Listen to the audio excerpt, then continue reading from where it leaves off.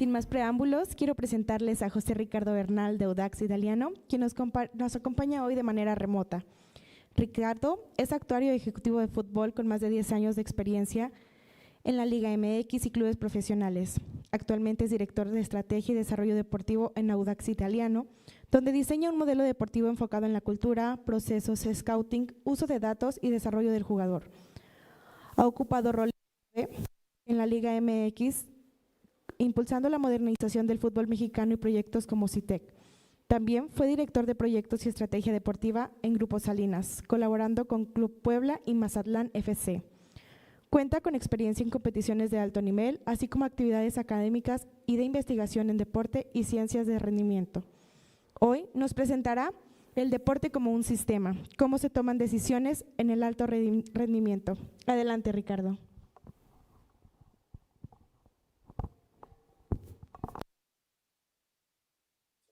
Por favor.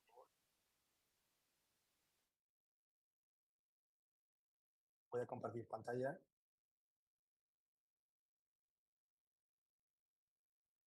Listo, deberían de ver la presentación y me deberían de escuchar bien. Cualquier cosa me interrumpen, por favor. Pero bueno, primero que nada, muchísimas gracias por la invitación a todos los organizadores, a Gerardo y a toda la gente. Felicidades por estas iniciativas.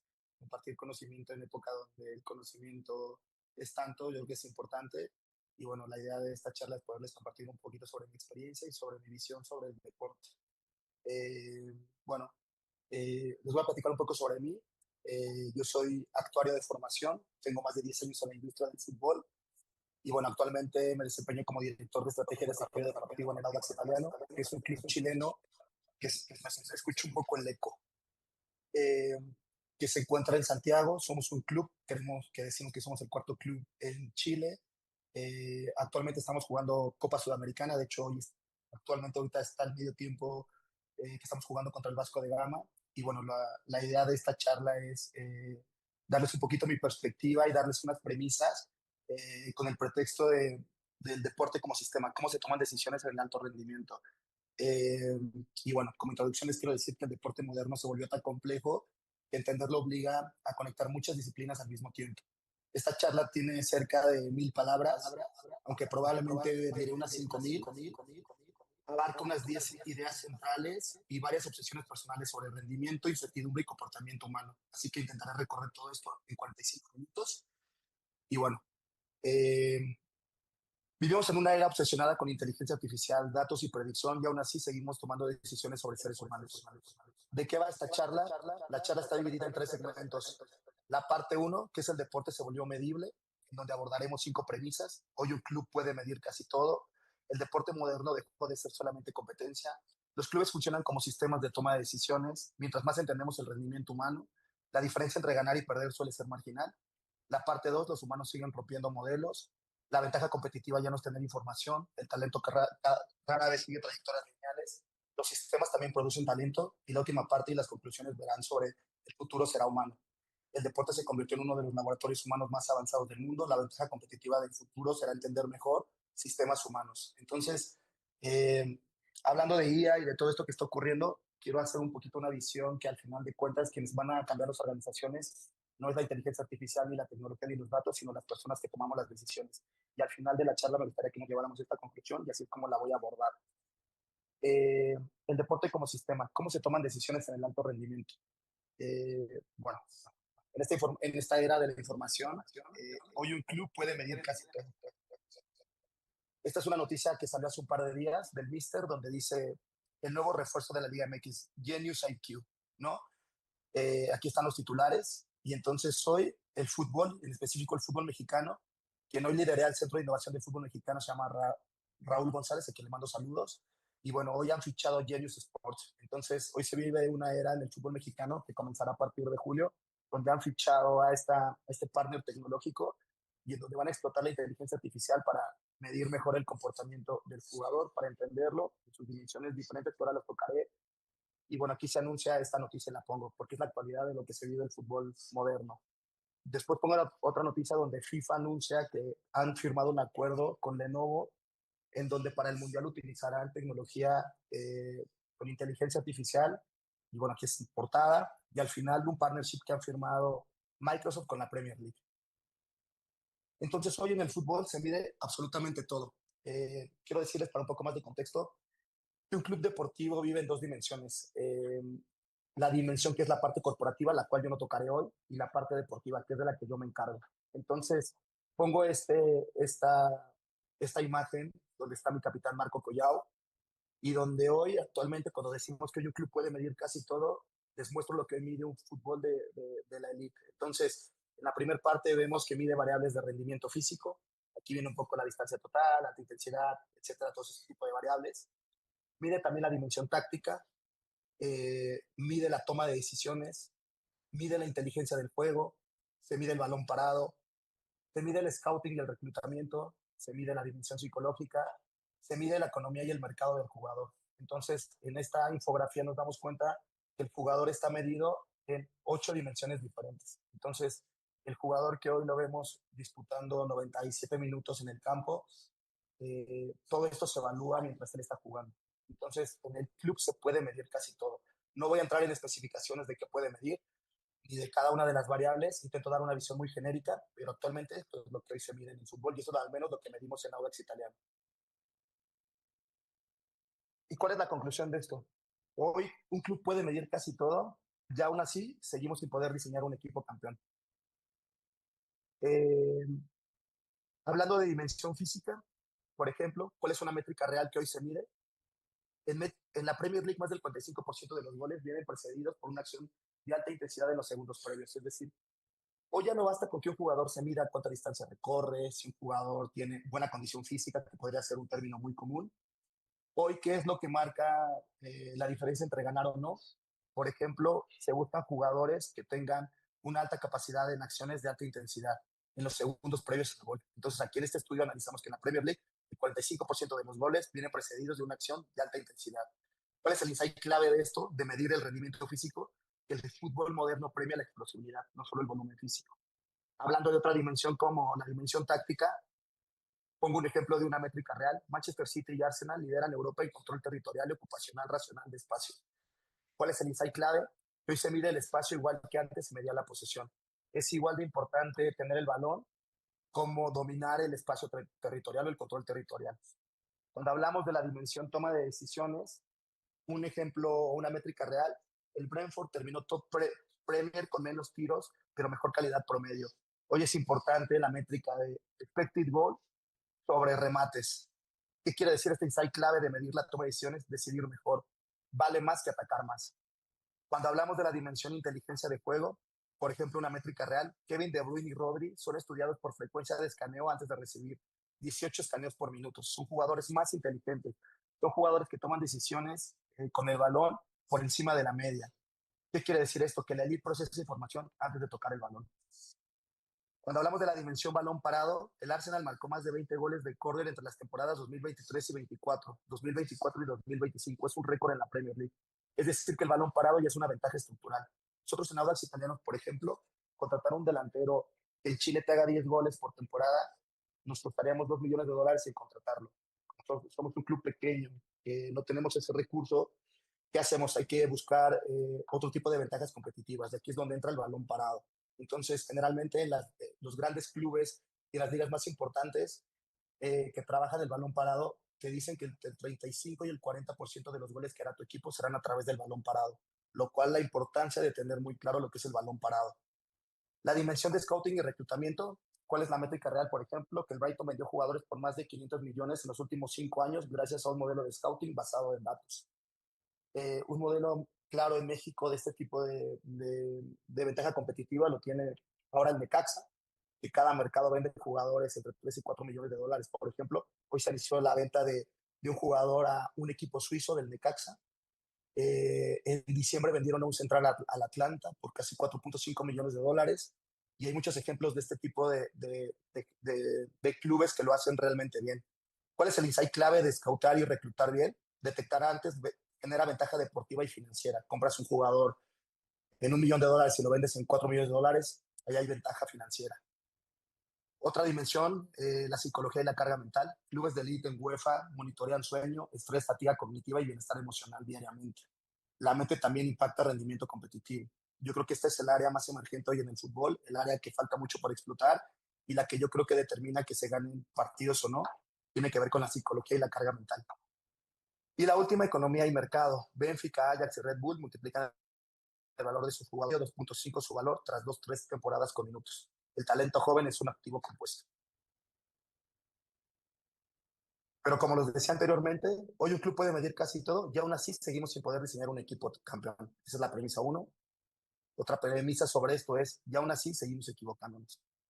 Y aquí pongo un ejemplo de Hazard, que era el fichaje ideal para el Real Madrid, era el fichaje que iba a encajar, era el fichaje del jugador que le iba a romper. Bueno, pues Hazard pierde otro tren, dice la portada de Marca. Entonces, aún midiendo todo esto, seguimos equivocándonos. Y estas son algunas conclusiones que doy de por qué seguimos equivocándonos. Optimizar no garantiza comprender. Los datos reducen incertidumbre, no la eliminan. El problema nunca ha sido el talento. El rendimiento humano sigue resistiéndose al control. Incluso los sistemas más avanzados siguen fallando y la complejidad humana todavía rompe modelos. ¿Cuál es la premisa 2 que les quiero decir? El deporte moderno dejó de ser solamente competencia. Hoy también es información, ciencia, predicción, sistemas y toma de decisiones. ¿Cómo ha sido la evolución del deporte moderno con respecto a los datos y al análisis? Bueno, en 1999 era la medición a través de instinto. Yo creo que a través del instinto y de la observación podríamos llegar a 20 observaciones por partido. En la década de los 2000 pasó la evolución o se evolucionó a video, en donde podíamos medir 500 eventos por partido. Para el 2010 llegó la tecnología del GPS, en donde se podía medir por partidos o se pueden medir 200,000 datos físicos entre todos los jugadores y todas las combinaciones que hay, para que en el 2020 fuera realmente no solamente el GPS, sino toda la integración de la data, para poder medir aproximadamente en un partido 5 millones de datos. La evolución para 2023 ya es la IA, 2024, donde datos por partidos más que datos se buscan patrones automáticos más contexto. Para dónde estamos hoy, hacia dónde va la evolución del deporte moderno. Hoy se habla de la evolución de medir sistemas, de simulaciones y de optimización. Hoy es importante la integración táctica más la física más la contextual. La intuición no desapareció, pero dejó de ser suficiente. Actualmente hoy tenemos 3.5 millones de puntos de datos en un solo partido. Y aquí más o menos en una visualización se puede ver todo lo que se mide en una jugada. Y aquí aparece, esto es un partido de competición de Champions, un Manchester City contra el Real Madrid, que es la competición más alta. Yo creo que los partidos con una complejidad altísima, donde hay un nivel de intensidad brutal, donde la toma de decisiones es muy rápida. Y bueno, aquí solamente en esta visualización se pueden ver un montón de datos, ¿no? Viene una red de pases, viene, bueno, ahí lo que son los pases completos, pases progresivos o los pases posibles. Estamos hablando de toma de decisiones. Estamos viendo estadísticas de la jugada. Kevin De Bruyne, hasta ese momento, ¿cuántos pases ha hecho? 23. ¿Cuál ha sido su precisión de pase? Los pases progresivos. Todo esto hace que se fichen jugadores, que el jugador valga más que otros. Y bueno, viene una zona de influencia, 386 metros cuadrados. ¿Cuál es la probabilidad de ese pase exitoso? Para Julián Álvarez, del 78%, para Foden, del 64%, para Grealish, del 72%, para Rodri, del 89%.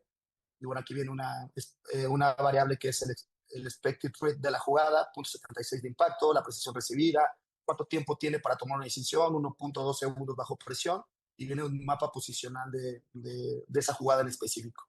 Esto solamente es en un clic, más o menos es una visualización de cómo se ve en la vida real. El objetivo ya no es solamente entender el juego, el objetivo es entender las relaciones dentro del juego. Esa es la evolución real. ¿Cuál es la premisa 3? Los clubes funcionan como sistemas de tomas de decisiones, ¿vale? Y entonces aquí pongo un ejemplo, una lesión, y todo lo que conlleva el return to play de este jugador, en este caso, quien aparece es Esteban Matus, un jugador de 23 años, convocado a la selección mayor de Chile, es nuestro lateral izquierdo y es el jugador con más potencial de venta del club. Y aquí pongo en esta visualización todo lo que conlleva que el jugador vuelva o no a la competición y todas las personas que están involucradas para esta toma de decisión. Entonces, pongo del lado derecho cuál es la estructura moderna en clubes de elite, de una estructura de health and performance, porque hoy hablando de una organización deportiva, un club, en una idea primaria tendríamos que decir que el jugador en el centro, lo más importante es que el jugador esté en el centro. Y aquí las estructuras modernas deberían de tener un departamento de performance, un sport science, un departamento médico, un departamento de rehabilitación, Obviamente el tema de que ya sea una persona o que estas mismas personas hagan analytics y research, debería de haber una unidad de psicología, obviamente está implicada la gente de operaciones del club, está involucrado el departamento de nutrición, el chef, y bueno, estas son las áreas que hoy deberían de estar involucradas en un club. Y bueno, ¿qué se mide alrededor del jugador? Bueno, aquí viene la parte de performance. ¿Qué es lo que mide? La carga externa e interna, el monitoreo físico, la proyección de lesiones, la proyección de lesiones, perdón, la readaptación, viene la parte de data analytics, los modelos predictivos, riesgo de lesión, rendimiento individual, inteligencia deportiva, el médico, el staff que mide evolución médica, diagnóstico, tratamiento, control de evolución, tiene la parte de biomecánica y de movimiento, los patrones de movimiento, fuerza y asimetrías, riesgos biomecánicos, optimización técnica, viene la parte de operaciones, lo que hace, la parte de táctica y del staff, el departamento de psicología que ve el estado emocional, el manejo de estrés, la confianza, la preparación mental, y la parte de recovery, el sueño, recuperación, nutrición. Entonces, el ejemplo de la decisión ante una lesión, antes una lesión parecía solamente un problema médico. Hoy puede involucrar la carga física, los minutos acumulados, el sueño y recuperación, el estrés competitivo, el historial biomecánico, el calendario, el contexto emocional y decisiones tácticas. El médico ya no decide solo, el redactador tampoco, ni el entrenador. La decisión emerge de la decisión, de las relaciones dentro del sistema. Y por eso hablamos que en las organizaciones hay un cambio de paradigma, que en lugar de hablar de áreas multidisciplinarias, estamos hablando de áreas interdisciplinarias. Entonces, para que hoy, por ejemplo, Esteban Matus volviera después de una lesión para entrenar y después para jugar, se verían envueltas todas estas áreas, se tomarían en cuenta estas variables y más para poder determinar que el jugador vuelva o no a la competición. El fútbol moderno no es lineal, es la conclusión de esta premisa. La premisa 4, mientras más entendemos el rendimiento humano, ¿qué pasa? Voy a poner un video a ver si se escucha. Durante mucho tiempo el deporte intentó resumir el rendimiento en una sola cifra, pero muchas veces el número esconde más de lo que revela. ¿Sabías que la media, la varianza y la desviación estándar nos ayudan a entender cómo se comportan los datos? Primero, observamos muchos valores generados de forma aleatoria. La media representa el punto central, es decir, el valor alrededor del cual se agrupan los datos. Pero no basta con saber el centro, también necesitamos saber qué tan dispersos están los datos. Ahí aparece la varianza, que mide cuánto se alejan los valores respecto a la media. La desviación estándar es la raíz cuadrada de la varianza y nos da una medida más fácil de interpretar. Cuando muchos datos se distribuyen de forma natural, aparece la famosa campana de Gauss. En esta curva, aproximadamente el 68% de los datos se encuentra dentro de una desviación estándar alrededor de la media. ¿Qué queremos decir con esto? Estamos hablando de la media, la varianza y la desviación estándar. Decimos que anteriormente el deporte intentaba resumir el rendimiento en una sola cifra, pero lo que nos hemos dado cuenta que muchas veces este número esconde más de lo que... Porque dos jugadores pueden tener exactamente la misma media y comportamientos completamente distintos. Y ahí aparece una palabra fascinante, la variabilidad. La variabilidad es una palabra que realmente hoy en el fútbol te dice y te da muchos significados diferentes. Por eso hablo de que es una palabra fascinante. Voy a poner un ejemplo real. Entonces, bueno, este es un ejemplo con datos de muestra de 20 partidos entre competición de Copa Sudamericana y de partidos de liga, y viene el jugador A y viene el jugador B. Y estamos hablando de high speed running después del minuto 75 en los últimos 20 partidos oficiales.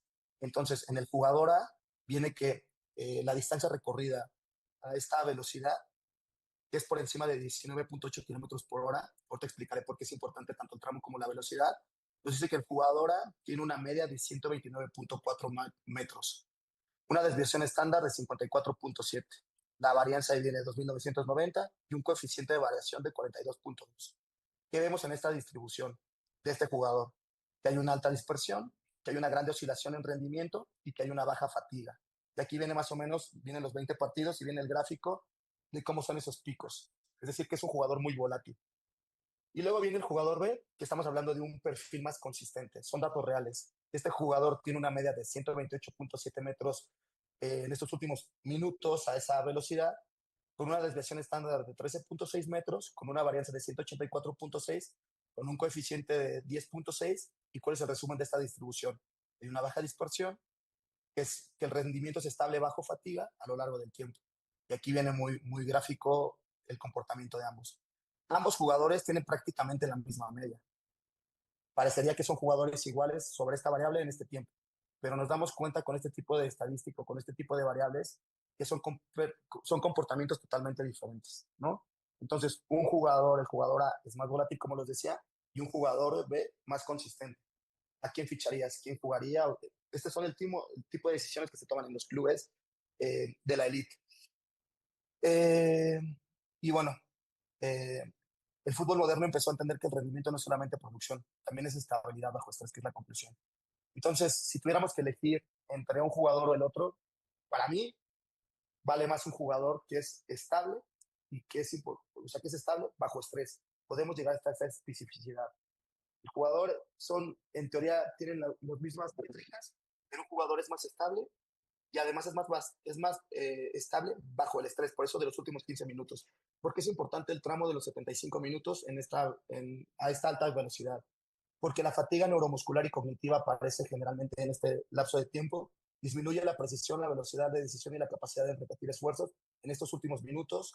Muchos partidos se definen en este tramo, errores, transiciones y oportunidad crítica, y la estabilidad en este tramo se asocia con mayor rendimiento, menor riesgo de lesión y más puntos.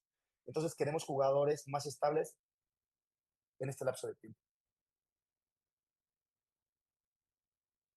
La premisa 5 es: la diferencia entre ganar y perder suele ser marginal. La semana pasada era noticia mundial que se había bajado el récord de un maratón, se habían bajado las 2 horas. Y bueno, esta es la progresión del récord mundial del maratón, ¿no? Durante décadas el progreso se medía en segundos. Aquí vemos, en 1908 el récord mundial del maratón era de 2 horas con 55 minutos. 1947, 40 años después, 2:25:39.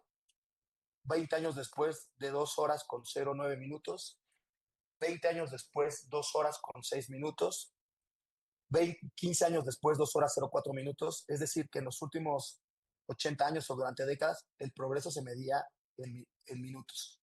Hoy la distancia cambia en segundos. Y entonces aquí vemos cómo a partir del 2003, a partir del 2018, 2 horas con 01 minutos, con 39 segundos. Aquí aparece de Eliud Kipchoge. 2023 baja a 2 horas con 2 horas con 0 segundos con 35 milésimas. Igual de él, para que actualmente tener 1 hora de 59 minutos con 30 segundos de 1 hora 59:30, que es actualmente. No es del Kipchoge la marca, que hay un error, pero bueno, la conclusión de esta es: la elite moderna se mide en segundos. Durante décadas el progreso se medía en minutos, hoy la historia cambia en segundos. ¿Qué queremos decir esto? La diferencia entre ganar y perder suele ser marginal. Hace un par de años, la temporada de Chile, me parece que la 2023 que gana Huachipato, la diferencia entre ser campeón o no era de un punto, que quiere decir que el expected goal es de menos de 0.1 por partido. Entonces, cuando hablamos de la elite, cuando hablamos de ganar o perder un partido, tiene que ver mucho también la clave y la calidad. Decimos que entre ganar y perder es marginal. La ventaja competitiva ya no es tener información. Esa es la otra premisa. No muchos clubes tienen acceso a plataformas, videos, datos, inteligencia artificial, pero eso no garantiza mejores decisiones. La diferencia ya no está en quién tiene información. La ventaja es aprender más rápido.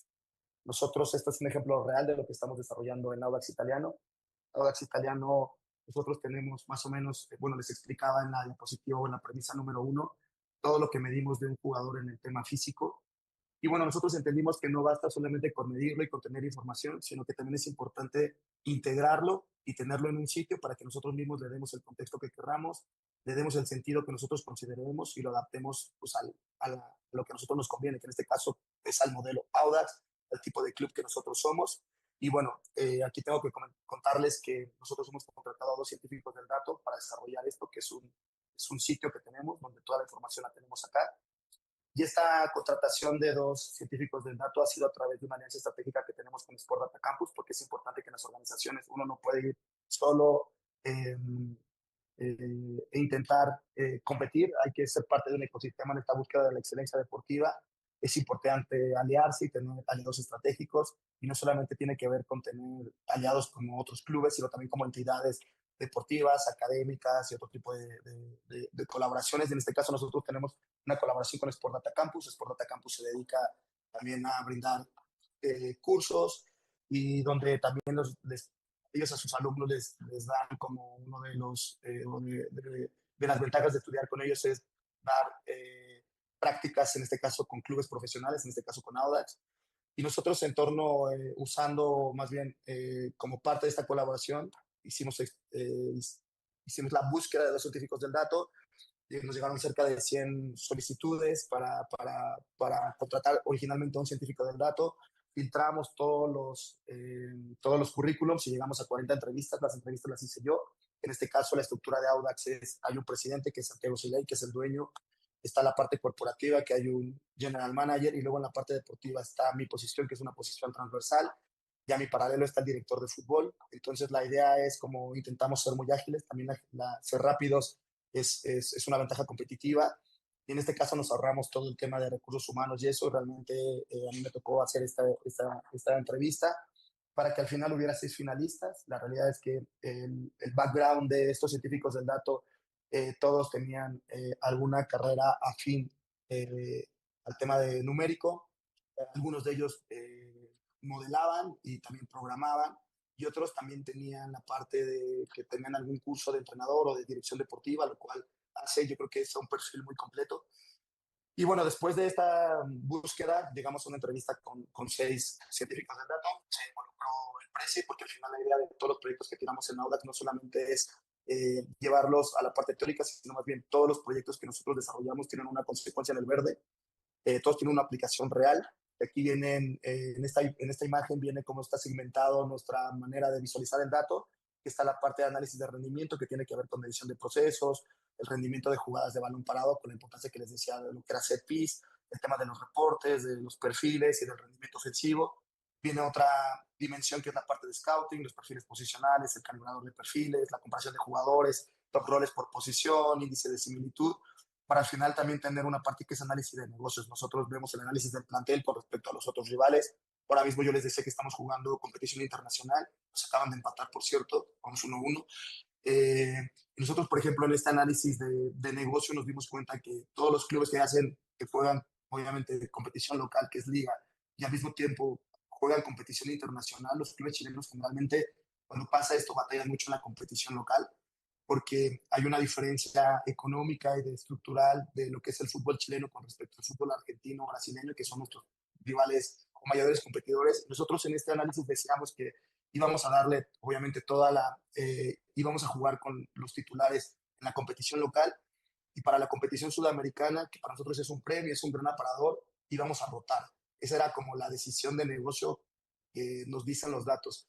¿Qué pasa en la vida real? Que es muy difícil nosotros decirle al entrenador juegue con suplentes o rote con suplentes en una competición internacional, que por ejemplo estamos jugando contra un equipo brasileño, o la semana anterior jugamos contra un equipo en Buenos Aires, nuestro equipo entrenó en el predio de Boca, y también es muy difícil decirle a los jugadores que no van a jugar porque a nivel institucional o la decisión corporativa es cuidar la competición local. Entonces todo esto se los cuento porque en la teoría podríamos tener medido todo y podríamos tener decisiones muy como muy lineales, pero como lo he dicho anteriormente, el fútbol, el deporte y la competición no es lineal. Entonces toca un mix porque al final estamos hablando de humanos que quieren competir en el máximo escenario, que hoy nosotros nos estamos jugando también el pase a la segunda fase, que aunque nosotros digamos que no nos importa, la verdad es que sí nos importa. Y al final toda la información y todo lo que desarrollamos tiene que ver con este tipo de decisiones. En este caso, este ejemplo puntual que les doy tiene que ver con decisiones más corporativas o de negocio, como los digo, que más deportivas. Pero intentamos que todo esto que estamos midiendo esté primero en la memoria del club, porque el día de mañana yo me iré y nos iremos todos, y una de las premisas de mi posición es que blindar los procesos, que ya que se vaya el entrenador, el preparador físico, todos, el conocimiento se queda en el club. Y la segunda es que toda esta información, como les decía con las premisas anteriores, empieza a ser interdisciplinaria, que se empiece a sacar ventaja competitiva del dato y que se tomen decisiones en pro de tener o buscar esas victorias marginales. Entonces, bueno, les quería dar un poquito una visualización de lo que construimos con Datauda, con nuestros 2 científicos de datos, porque al final contratamos no solamente a un científico del dato, sino a 2, a Raimundo y a Luis. Y bueno, todas las solicitudes que tenemos de todas las áreas, venimos aquí, obviamente hacemos un plan, nos damos cuenta que tendrán consecuencias en el verde, tiramos para adelante, tenemos la capacidad a nivel de fierros de poder llevarla a cabo, y bueno, esto es una consecuencia en lo que hacemos en Audax. La premisa 7, el talento rara vez sigue trayectorias lineales, que era lo que yo decía anteriormente. Durante mucho tiempo el deporte creyó que el talento seguía trayectorias relativamente predecibles, pero no evaluamos solo jugadores, evaluamos jugadores dentro de sistemas, dentro de contextos, dentro de momentos específicos. Y aquí hablo de un poquito estoy hablando de talento y hoy, ¿qué se mide en el talento? Y entonces pongo persona por sistemas por tiempo. El talento al final del día y una de las conclusiones es que muchas veces se creó cuando decimos que un jugador que está en el llano hoy lo ves y ves que juega sobresaliente, uno cree a veces que puede venir y jugar en primera división o la máxima competición, una copa internacional o jugar un mundial, y nos damos cuenta que el talento no es lineal, el talento es una interacción dinámica. Entonces aquí hablo un poco de que nos demos la idea de lo que implica el talento, ¿no? Y aquí lo veo en dimensiones. Entonces, el jugador eh, lo vemos primero como persona y ahí medimos el tema físico, cognitivo, emocional, carácter, la motivación, la adaptabilidad, el jugador como persona o el talento como persona. Luego el talento como sistema, y entonces ya hablamos que tiene que ver también con un entrenador, contra un estilo de juego, contra un rol y la posición, la cultura, los recursos, la estructura, y también juega el tiempo, la edad biológica, la experiencia, el momento vital, ciclos, oportunidades. Todo esto tiene que ver con el talento. Entonces nosotros decimos que evaluamos jugadores dentro de sistemas, de contextos en momentos específicos. No evaluamos solo los jugadores. Y aquí decimos esto, que es una premisa, que es la más importante para mí. El talento no es una propiedad física, es una interacción. Hace un par de días publiqué una columna en donde la lista hoy de seleccionados que van al Mundial está de moda. Y yo aquí hablaba en esta columna de lo que implica llegar a esta lista de 26 jugadores, ¿no? A nivel demográfico en México, habemos entre 20 y 40 años, eh, aproximadamente 27 millones de hombres con estas características. Es decir, que la probabilidad de que seamos jugadores seleccionados al Mundial es de 1 entre 1 millón aproximadamente. Entonces nosotros podríamos decir que habiendo 30 millones no es difícil, no será tan difícil o será muy fácil poder encontrar 26 jugadores muy talentosos que nos hagan campeones del mundo. Uno podría decir demográficamente y a simple respuesta que deberíamos encontrar en esta muestra estos 26 jugadores súper talentosos que nos lleven a ser campeones del mundo. Pero intento explicar en esta infografía que el talento no es lineal, que el talento es una interacción y todos los factores o todas las dimensiones que conllevan para poder encontrar este talento. A mí cuando yo hablo de talento siempre hablo de la piedra filosofal.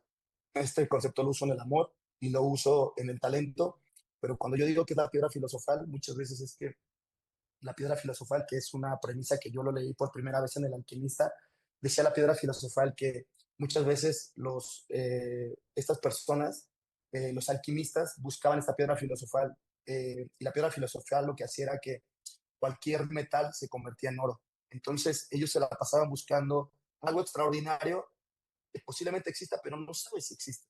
El talento es igual. Muchas veces tú crees que puede existir o te la pasas toda la vida buscando y tal vez nunca lo vas a encontrar. ¿Y por qué nunca lo vas a encontrar? Porque el talento es una interacción. A veces el problema no era el jugador, era el contexto. También es una conclusión aquí, cuando decimos que el talento rara vez sigue trayectorias lineales, a veces se puede detectar, pero no basta solamente con detectarlo, hay que ponerlo en el contexto adecuado. Aquí hay un libro que a mí me gusta y se lo recomiendo mucho, que es Rage de David Epstein, y esto que voy a dar, estas premisas tienen que ver con este libro. David Epstein explora esta idea en Range. Muchos grandes performers no siguen trayectorias lineales, desarrollan habilidades amplias, procesos irregulares, aprendizajes cruzados y muchas veces la especialización extrema demasiado temprano reduce adaptación. Hay otro libro que se llama eh, Outliers de Malcolm Gladwell, que habla de las 10.000 horas de práctica, que dice que eso también podría ser el talento, pero este libro hace una contraparte. Y esto dice que a veces la especialización extrema demasiado temprano reduce adaptación. ¿Qué es lo que dice? Bueno, aquí voy a poner 4 ejemplos diferentes de que el talento emerge en diferentes momentos. Entonces, eh, hay un ejemplo, por ejemplo, del talento en un desarrollo temprano. Aquí pongo el ejemplo de Michael Owen. Debutó profesionalmente a los 17 años, explota en el Mundial del 98 con 18 años, Balón de Oro a los 22 años y el talento identificado y validado desde muy temprano. Entonces se podría decir que es un jugador con desarrollo temprano, explosión precoz, impacto temprano. Hay otro caso de Barry, el inglés, que a los 25 años jugaba, ni siquiera en la Premier League, jugaba amateur y trabajaba en una fábrica. Este es un caso es un outlier. muy específico, pero debuta en Premier League a los 27 años, es campeón de la Premier a los 32 años, y bueno, con él el desarrollo no tuvo prisa, pero llegó. Entonces estamos hablando de un ejemplo de desarrollo tardío, crecimiento constante y explosión tardía. Podríamos decir que en México un poquito pasó, no a este nivel, pero por ejemplo con Oribe Peralta. Tres, otro ejemplo de esto es el desarrollo irregular, camino no lineal, saltos e inestabilidad, y por ejemplo ahí ponemos a Didier Drogba, carrera juvenil irregular y muchos rechazos, explota en Europa después de los 24 años, ícono del Chelsea, referente mundial después de los 26, trayectoria marcada por saltos, contextos y resiliencia, y luego viene otra parte que es el desarrollo subestimado al inicio, y luego, bueno, grandeza inesperada. Luka Modric, demasiado frágil, decían los visuales al principio, físicamente, en categorías juveniles muy por debajo de lo que era la media a nivel físico. Debuta en el Elite a los 22 años y bueno, pues es Balón de Oro a los 33 años. Subestimado al inicio, superestrella al final. Tal vez por eso algunos jugadores no cambian cuando cambian ellos, cambian cuando el entorno que los rodea. Por eso es importante que nosotros, o quienes trabajamos cerca del alto rendimiento, quienes trabajamos en un club, yo digo que nuestro aporte, también lo digo en la vida, es mejorar contextos. En este caso, de los atletas a los que tenemos, en este caso, de los jugadores. La premisa 8, los sistemas también producen talento. Durante mucho tiempo el talento lo pensamos como algo individual. Siempre creemos que el que es talentoso es el genio, es la excepción, es el outlier, es la anomalía. Es una premisa muy común en la gente, pero el deporte empezó a detectar algo extraño. Hay lugares que producen excelencia repetidamente. Y aquí estos ejemplos que yo pongo los uso de un libro que se llama The Goldmine Effect, que es de Rasmus Ankersen. Es un genio que si pueden lean sobre él y lean este libro. Pero bueno, aquí pongo en esta imagen el que ha detectado de estos sistemas que geográficamente o por algunas razones han producido talento. Entonces, él estudió, por ejemplo, Jamaica porque tiene corredores o atletas que son especialistas en sprint. Bueno, pues resulta que en Jamaica hay un sistema escolar con competencias nacionales de 100, 200 metros. Es una cultura donde corre rápido es identidad. Y bueno, esto ha hecho este sistema o este contexto o esta condición genética ha hecho que pues haya ejemplos de éxito, por ejemplo, Usain Bolt, aquí pongo varios ejemplos, y él estudia eso.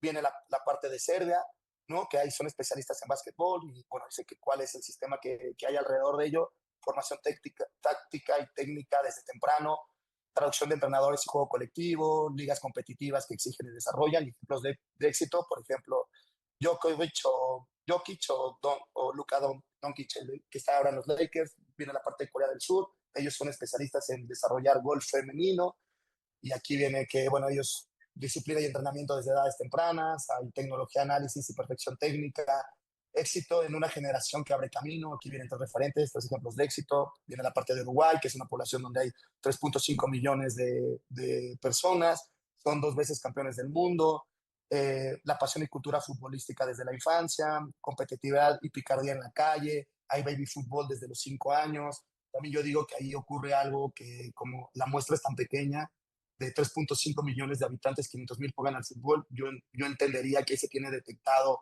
casi a todos los jugadores, por tanto, esta selección o esta precisión en los que llegan tiene que ver también un poco con esa muestra y con todo esto que digo.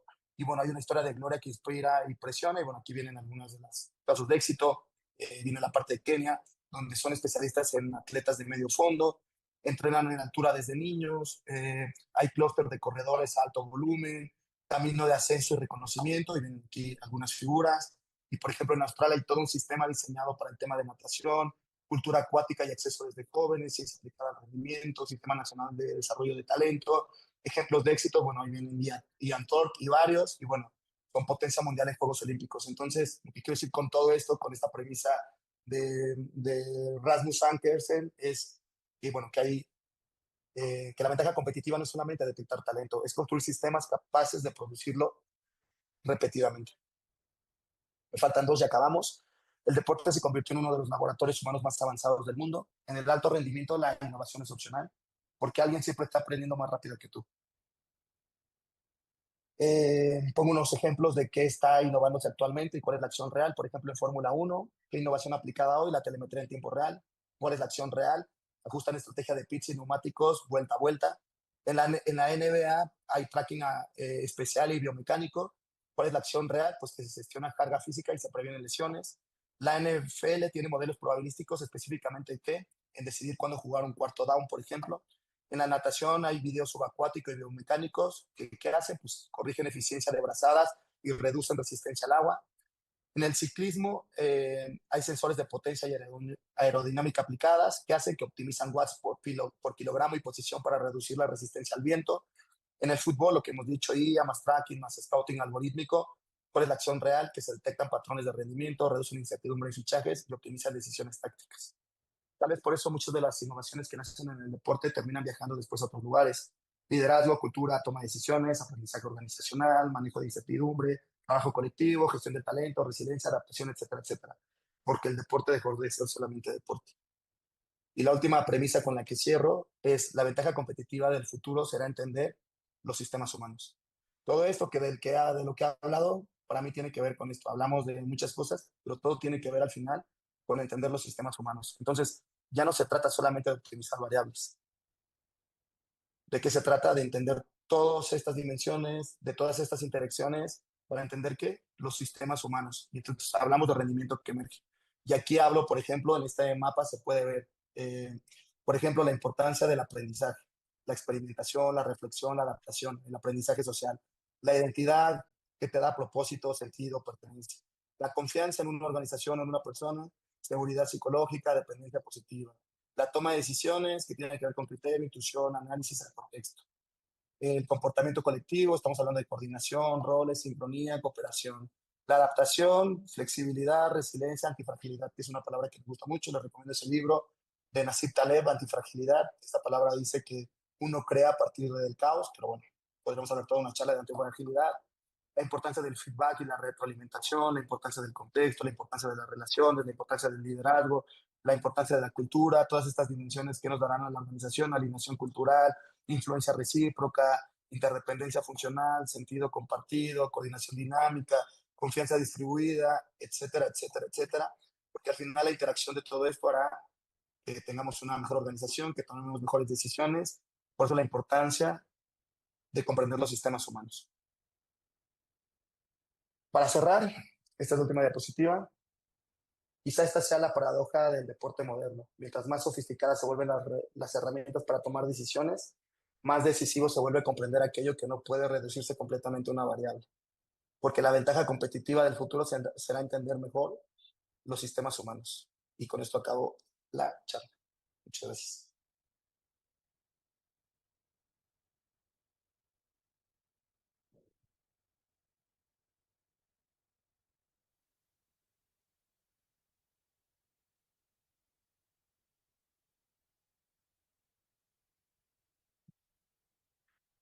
Mucho nada, no sé si.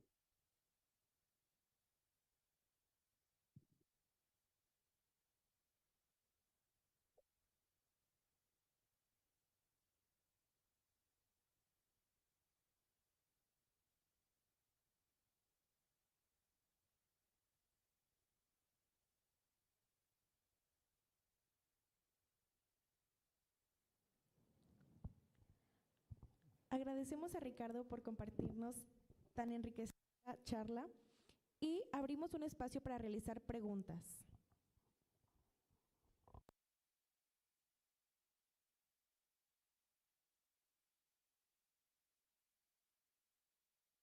Uno, ahí está.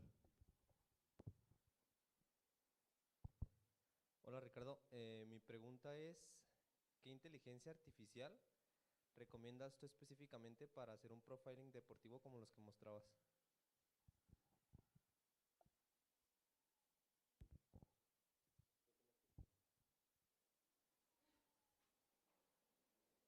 Creo que no, ¿verdad? ¿Aquí nos escuchas? Ahora sí. Listo, te van a hacer una pregunta por parte del público.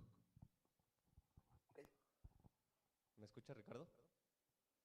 Sí, sí. Ok. Mi pregunta es, ¿qué inteligencia artificial tú recomiendas para procesar los datos y hacer un profiling deportivo como el que estabas mostrando tú en las diferentes diapositivas para la detección de talentos? Nosotros usamos Geminis porque toda la arquitectura es a través de Google. Yo no soy especialista técnico en esto, pero bueno, utilizamos Geminis, pero nos hemos dado cuenta que, por ejemplo, para los reportes postpartido o prepartido, como que de alguna manera nosotros les decimos siempre como este es el ADN Audax, donde el modelo de juego es una decisión corporativa, donde nosotros decidimos cómo se juega y hay algunos principios tácticos y técnicos. Entonces, nosotros cada partido, los reportes tienen varios sentidos. El postpartido, primero, medirnos con respecto al rival, pero sobre todo cómo podemos mejorar a nuestros propios jugadores. No lo he platicado, pero en Audax hay dos premisas muy importantes. En Player Development, nosotros tenemos espacio de desarrollo individual donde todos los jugadores intentamos mejorarlos, porque al final nosotros queremos primero que mejoren a nivel personal, pero a nivel rendimiento, y nosotros Audax lo vemos como una plataforma para vender jugadores. Entonces intentamos darles el contexto ideal para formar mejores jugadores, que era lo que intentaba platicar ahí. Y bueno, estos reportes que hacemos por partido, nos dimos cuenta que con Geminis, hace cuenta que le decimos, en este caso para el reporte, que uno de los reportes que hacemos va para el entrenador y el otro y va también para el presidente. Entonces queremos que de alguna manera el presi hable un lenguaje un poco más de entrenador y le decimos a inteligencia artificial que siga estas indicaciones, pero nos dimos cuenta que con Geminis o sea, cada reporte había como que volverle a dar la indicación porque no sé por qué pierde este como lenguaje que nosotros buscamos. Y por ejemplo, para este reporte en específico usamos ChatGPT, y ahí por alguna razón ChatGPT para estos reportes respeta mucho todas estas premisas que nosotros le damos. Entonces, hacemos una combinación entre Geminis y ChatGPT. Ya estamos por incorporar Cloud, que hoy a mí a nivel personal me gusta mucho, pero hoy todavía no llegamos a utilizarla. Entendiendo que en modelos predictivos, esta yo creo que es la que o sea, más ventaja les vamos a sacar, pero justamente hoy estamos en esta parte de estas dos IAs. No sé si me has desviado un poco. ¿Alguien tiene otra pregunta?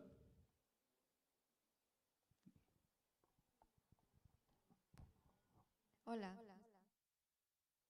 Hola. ¿se escucha? Sí, sí. Perfecto, muy bien. En unas diapositivas así es como un hincapié sobre cómo se han desarrollado ciertos sistemas en otras partes del mundo, ¿no? Que si Kenia, que si Australia, etcétera, etcétera. Y quiero pensar, muchas gracias, que todo eso viene de un análisis de datos, ¿no? De una investigación previa. Y me gustaría saber si ustedes han usado la IA o el análisis de datos para intentar replicar esos modelos en sus jugadores. Ejemplos que pues, están en el libro de Goldmine Effect, que era el que les decía de Rasmus Ankersen, y él, o de repente uno no comprende cómo en Jamaica tiene tantos campeones olímpicos en velocidades de 100 y 200 metros o 400 metros. Es difícil de entender dado que la estructura o el contexto que uno puede crear que hay en un país como Jamaica. Y entonces él lo que hizo fue a estudiar por qué ocurrían estos fenómenos. Si es que había una explicación, porque tal vez no la hay, ¿no? Porque vuelvo a decir, el talento, lo que he dicho, no es lineal. Entonces, esos ejemplos que pongo son basados en este libro, pero por ejemplo, yo fui a estudiar, yo digo que invertir en el fútbol no lo recomiendo, hablando a nivel económico, ¿no? Yo siempre que me hablan de si comprar un equipo de fútbol lo recomendaría, yo siempre digo que no, es inversión de riesgo. Pero donde yo sí creo que puede uno ganar dinero, por ejemplo, en un club de fútbol puede ser a través de dos maneras. Uno, que era el tema del scouting, que yo le decía, compras y vendes, y otro es captar, desarrollar y vender jugadores. Y entonces en esto, yo en Grupo Salinas, cuando trabajaba para Puebla y Mazatlán, íbamos a nosotros intentamos comprar un equipo satélite en Uruguay, porque entendimos, hicimos un estudio donde podríamos comprar un club que fuera primero alcanzable y dos, que pudiéramos generar talento. Y dentro de este estudio que hicimos nos aparecía Uruguay y nos aparecía Suiza. Obviamente nosotros decidimos que era Uruguay, era más fácil por el tema también de la gobernanza coyuntural, político y social, ¿no? Y entonces yo fui a ver cuál era el fenómeno del fútbol uruguayo, porque el fútbol uruguayo genera jugadores de 3, 4, 10 millones de dólares cuando su infraestructura es menor a la mexicana, cuando tienen una población de 3.5 millones de habitantes, donde 500,000 solamente juegan al fútbol. Y entonces yo me di, por ejemplo, lo que es el milagro del fútbol uruguayo y lo plasmo ahí en base también a lo del libro. Entonces, bueno, eso es un poco el contexto. Nosotros que sí nos hemos dado cuenta, por ejemplo, en este caso de Audax, el contexto es muy importante. El fútbol, el biotipo del jugador chileno es muy parecido al mexicano. Son jugadores que físicamente hoy no son físicos, no son tan altos, y todo esto cuenta. Hoy un portero, nuestro portero, por ejemplo, Tommy Ahumada, es un portero de 1,83, 1,84, que para la elite es chaparro, ¿no? Entonces, hoy Tommy Ahumada, por más que sea muy seguro, seguramente no lo podremos vender porque tiene pues, esta restricción física. Esta restricción física tiene que ver por dónde nació. Entonces, hoy para poder ir a un club en la elite, generalmente te pide un scout que midas por encima de 1,85 para ser portero en la elite, ¿no? Entonces, nosotros sabemos ese contexto. Entonces, el jugador chileno tiene un biotipo pequeño, pero que sí nos damos cuenta que tiene un biotipo, por ejemplo, más técnico. Es un jugador más técnico. ¿Qué más tiene el jugador chileno? Que yo siempre lo digo cuando doy charlas de scouting, que muchas veces el caos que hay en Sudamérica o en México, por así decirlo, hablo de infraestructura o de educación o de alimentación del niño de temprana edad hacia convertirse en un jugador, muchas veces pues es un problema, ¿no? Porque no formas jugadores por default o por sistema que sean atletas. Pero también este caos yo lo digo que se vuelve una ventaja competitiva porque este jugador a nivel persona tiene una adaptación más real, otro tipo de problemas, se adapta a otro tipo de posiciones, se adapta a otro tipo de contextos más complicados, tiene una adaptación más fácil si va a otro país. No vamos a ponernos a hablar si es un tema, si va a un país anglosajón o no, porque tiene otro tipo de coyuntura, pero sí hemos analizado, por ejemplo, esto, primero el contexto y dos, qué capacidades son las que debería de tener o qué distancia debería de recorrer o qué variables son en las que deberían de destacar por posiciones ciertos jugadores. Y aquí es donde entra un poco la IA, la detección de talento, ya sea para la temprana edad, que se puede mejorar y sobre todo, por ejemplo, para ir y comprar un jugador. Les platicaba hace rato del caso del central del Necaxa que se vendió al Atlanta en enero. Es un central que cuando salen y lo buscan, es un jugador que no recuerdo la edad, pero ha de tener 23, 24 años, mide cerca de 1,90 y tiene recorridos a alta velocidad por encima de la media. Es un jugador, es un central zurdo, alto, que gana duelos aéreos fácilmente y que sobre todo, bueno, ahora destacan que es veloz. Ellos saben que cuando van y compran un jugador y aparece una oportunidad de mercado y este jugador juega y le va medio bien, es un jugador potencial de venta. Entonces, ¿qué hace? Que la IA o el modelo que tenga el Necaxa de alguna manera lo detecta, llega a la parte de la persona donde el negocio ve la oportunidad, donde los agentes son importantes, lo compra, el jugador destaca y duplican la inversión que hicieron. Entonces, cuando hablamos de la IA, por eso yo intenté que toda la charla que hablamos de IA, de sistemas y todo, esté muy bien que estemos pensando en que el dato o que la inteligencia artificial es quien nos dirá qué jugador es el bueno, pero la idea de la charla es justamente eso, que al final estamos hablando de sistemas, de personas, de sistemas, de que el talento no es lineal y que importa el contexto.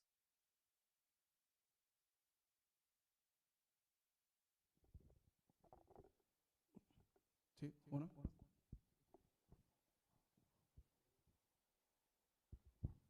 ¿Qué tal? Buenas tardes. Tengo una duda sobre los perfiles de captación que tienen los clubes, ¿no? Profesionales. Tú hablas que contrataste 2 ingenieros, pero hay apertura en el mercado para contratar, por ejemplo, profesionistas de las ciencias biológicas, de las ciencias de la salud? Yo, por ejemplo, soy analista conductual y el principio del análisis de la conducta es meramente lo que tú dices, pero en ciencia básica, pues, no ciencia aplicada como es el scouting y el bienestar aplicado al deporte, por ejemplo. Pero a mí me cuesta muchísimo encontrar oportunidades de inserción con mi perfil. En este caso, yo soy biólogo, soy analista conductual y también tengo formación en análisis de datos, obviamente, pero no soy un ingeniero. Y lo que hablabas, pues, de buscar la interdisciplina más que la multidisciplina en los perfiles, en este caso en el deporte. A ver, por ejemplo, ahora en el fútbol, en las organizaciones deportivas en específico, hay una posición que emerge mucho, que es una posición muy grande y no estamos listos para ello, todavía no se ve tanto, pero hoy un VP de ciencia y rendimiento, perdón, de ciencia, Health and Performance, medicina y performance, está casi al paralelo de un director deportivo, por ejemplo, ¿no? Que tal vez quienes me escuchen de la vieja guardia me dirán que puede sonar un poco atrevido, pero lo digo esto porque hoy estamos hablando que el activo número uno de un club es el jugador. Y todo lo que he mencionado que tiene que ver con talento, con todo lo que he dicho anteriormente, pues converge en muchas posiciones, en muchas capacidades, en mucho conocimiento. Y esta figura, por ejemplo, hoy es quien es responsable como de primero de que el jugador esté listo para la máxima exigencia, que reduzca el riesgo a la lesión. Aquí entra también el departamento de psicología. Entonces, lo digo esto porque existe un departamento que se dedica a esto, ¿no? Y luego cuando yo hablo de dos científicos del dato, son dos científicos del dato que se encargan de modelar, de que la idea se desarrolle, tenga una aplicación como la que vemos y que al mismo tiempo, pues a través de su conocimiento y de la expertise del dato y de las plataformas tecnológicas del dato, los lleven a otro nivel. Entonces, apertura hay un montón en los clubes, yo considero.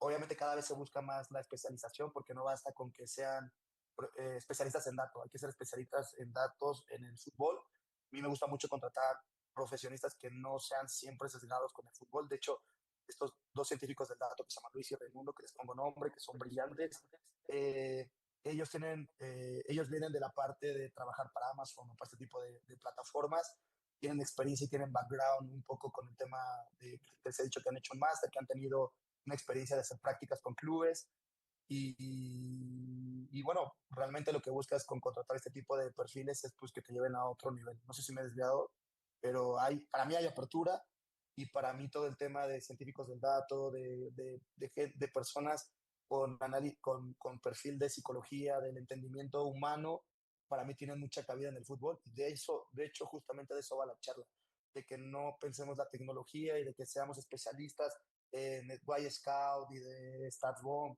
sino que va más allá de eso porque estamos hablando de talento.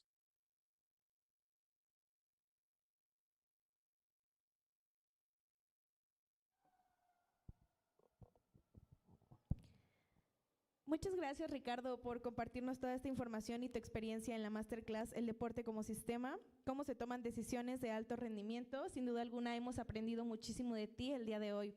Por favor, demos un fuerte aplauso para Ricardo.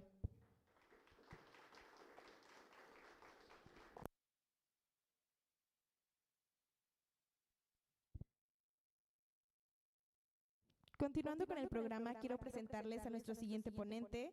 Él es André Marx de AM Sport Consulting. Andrés es consultor deportivo estratégico con más de 30 años de experiencia en la gestión, diseño y transformación de organizaciones deportivas a nivel nacional e internacional. Fue director del CODE Jalisco de 2013 a 2018, liderando una de las épocas más brillantes del deporte en el estado. Cuenta con una maestría en Administración de Negocios por la Universidad de Guadalajara. Es founder, director y CEO de AM Sport Consulting, que se especializa en transformar las pasiones por el deporte en proyectos estratégicos y de alto impacto. Ofrece consultoría integral para negocios deportivos, gestión de proyectos y asesoramiento especializado. Sin más preámbulo, demos la bienvenida a André Marx, quien nos presenta From Passion to Business, la economía real del deporte. Bienvenido.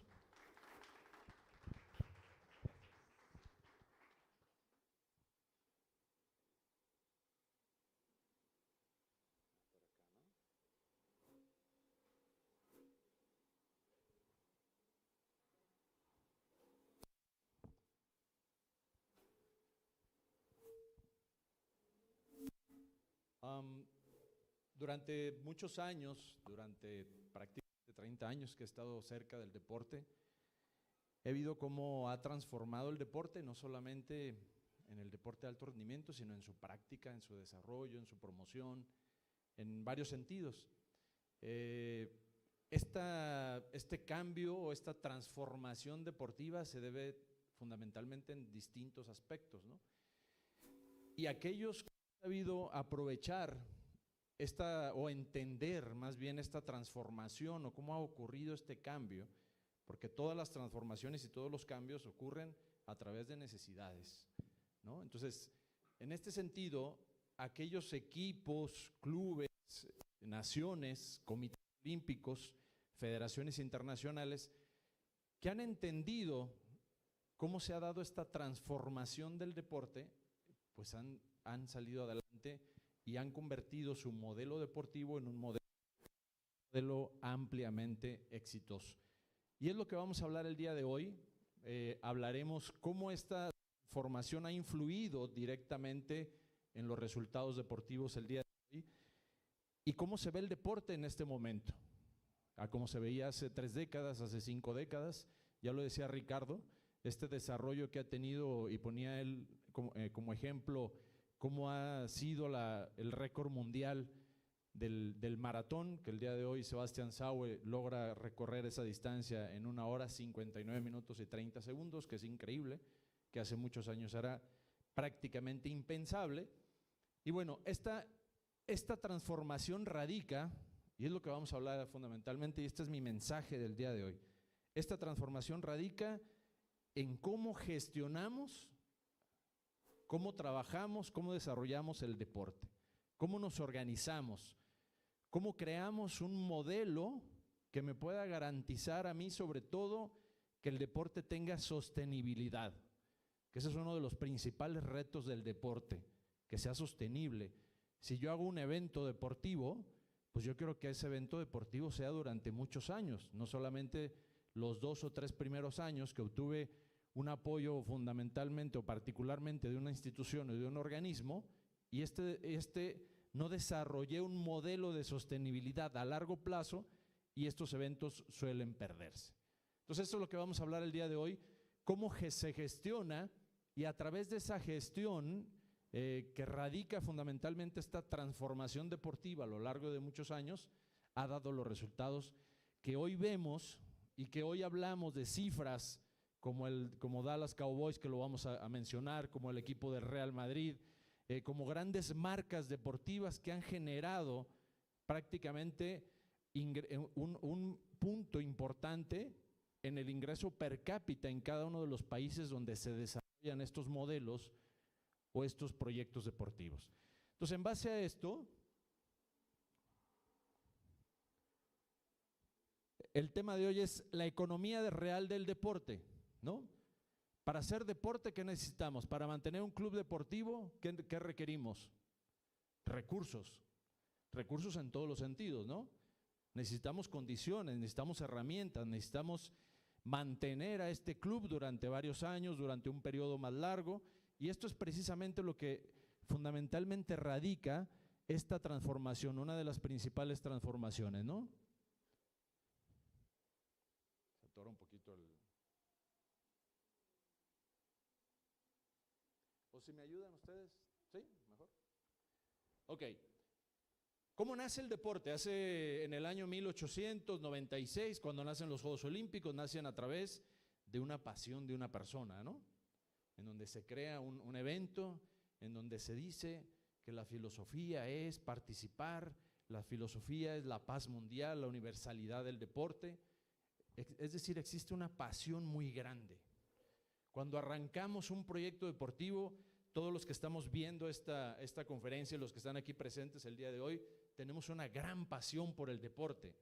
Y esta pasión por el deporte es lo que nos mueve, es lo que nos genera esa motivación para nosotros generar algo interesante, generar un proyecto, desarrollar un plan, motivarme para hacer mi proyecto de vida relacionado al deporte, tener un club, ser presidente de un club, tener un grupo de corredores, tener un grupo de deportistas que puedan aspirar a ser participantes en eventos nacionales, internacionales, en Juegos Olímpicos. Todo esto nace de una pasión. Y de esta pasión, que es donde parte todo, que la esencia deportiva es precisamente el movimiento de estas pasiones, ¿no? Ahí es donde nos provoca mi gusto. A mí me gusta el fútbol desde toda la vida y yo siento una gran pasión. A mí me gusta el béisbol de toda la vida y yo siento una gran pasión por el béisbol. A mí me gustan los deportes, pero cómo esta pasión la transformo a un modelo de negocio que tenga esa posibilidad de ser sostenible. En pocas palabras, ¿cómo puedo vivir del deporte? ¿Cómo puedo convertir esta pasión o cómo puedo convertir la pasión de 45,000 aficionados que van al estadio Akron, que asisten al evento de fútbol, ¿cómo convierto esa pasión de estos 45,000 aficionados en un modelo de negocio? Porque yo necesito hacerlo, lo requiero hacer de esa manera, porque si no, entonces mi negocio, quién sabe qué va a pasar. Más adelante no sé qué lo vaya a sostener. Entonces, esta transformación que ha tenido el deporte durante muchos años ha sido precisamente cómo gestiono lo que sucede en la cancha, cómo lo convierto, lo que está sucediendo en la cancha, cómo transformo esta pasión en un negocio rentable, en un negocio poderoso. ¿Y por qué poderoso? Porque recordemos que el deporte tiene la virtud increíble en dos sentidos. El deporte siempre va a tener un impacto económico increíble, y vean y analicen y vean los números, lo que pasa, por ejemplo, cuando se celebra el Super Bowl en Estados Unidos. ¿Qué impacto económico tiene, no? ¿Qué impacto económico tiene cuando se desarrollan eventos? Cuando hay una gran industria del deporte, cuando hay un crecimiento increíble en la comunidad running, cuando hay un crecimiento importante en los gimnasios, cuando hay una gran necesidad de eventos deportivos, cuando abren una unidad deportiva y se genera un gran modelo de negocio, lo que sucede alrededor de todo este centro complejo deportivo. Entonces, el impacto deportivo se mueve. El día de hoy hubo semifinales de la Champions League. ¿Qué impacto económico tuvieron las semifinales el día de hoy? Y no solamente en el lugar donde se desarrolla el deporte. Este impacto económico tiene un alcance global en todos lados.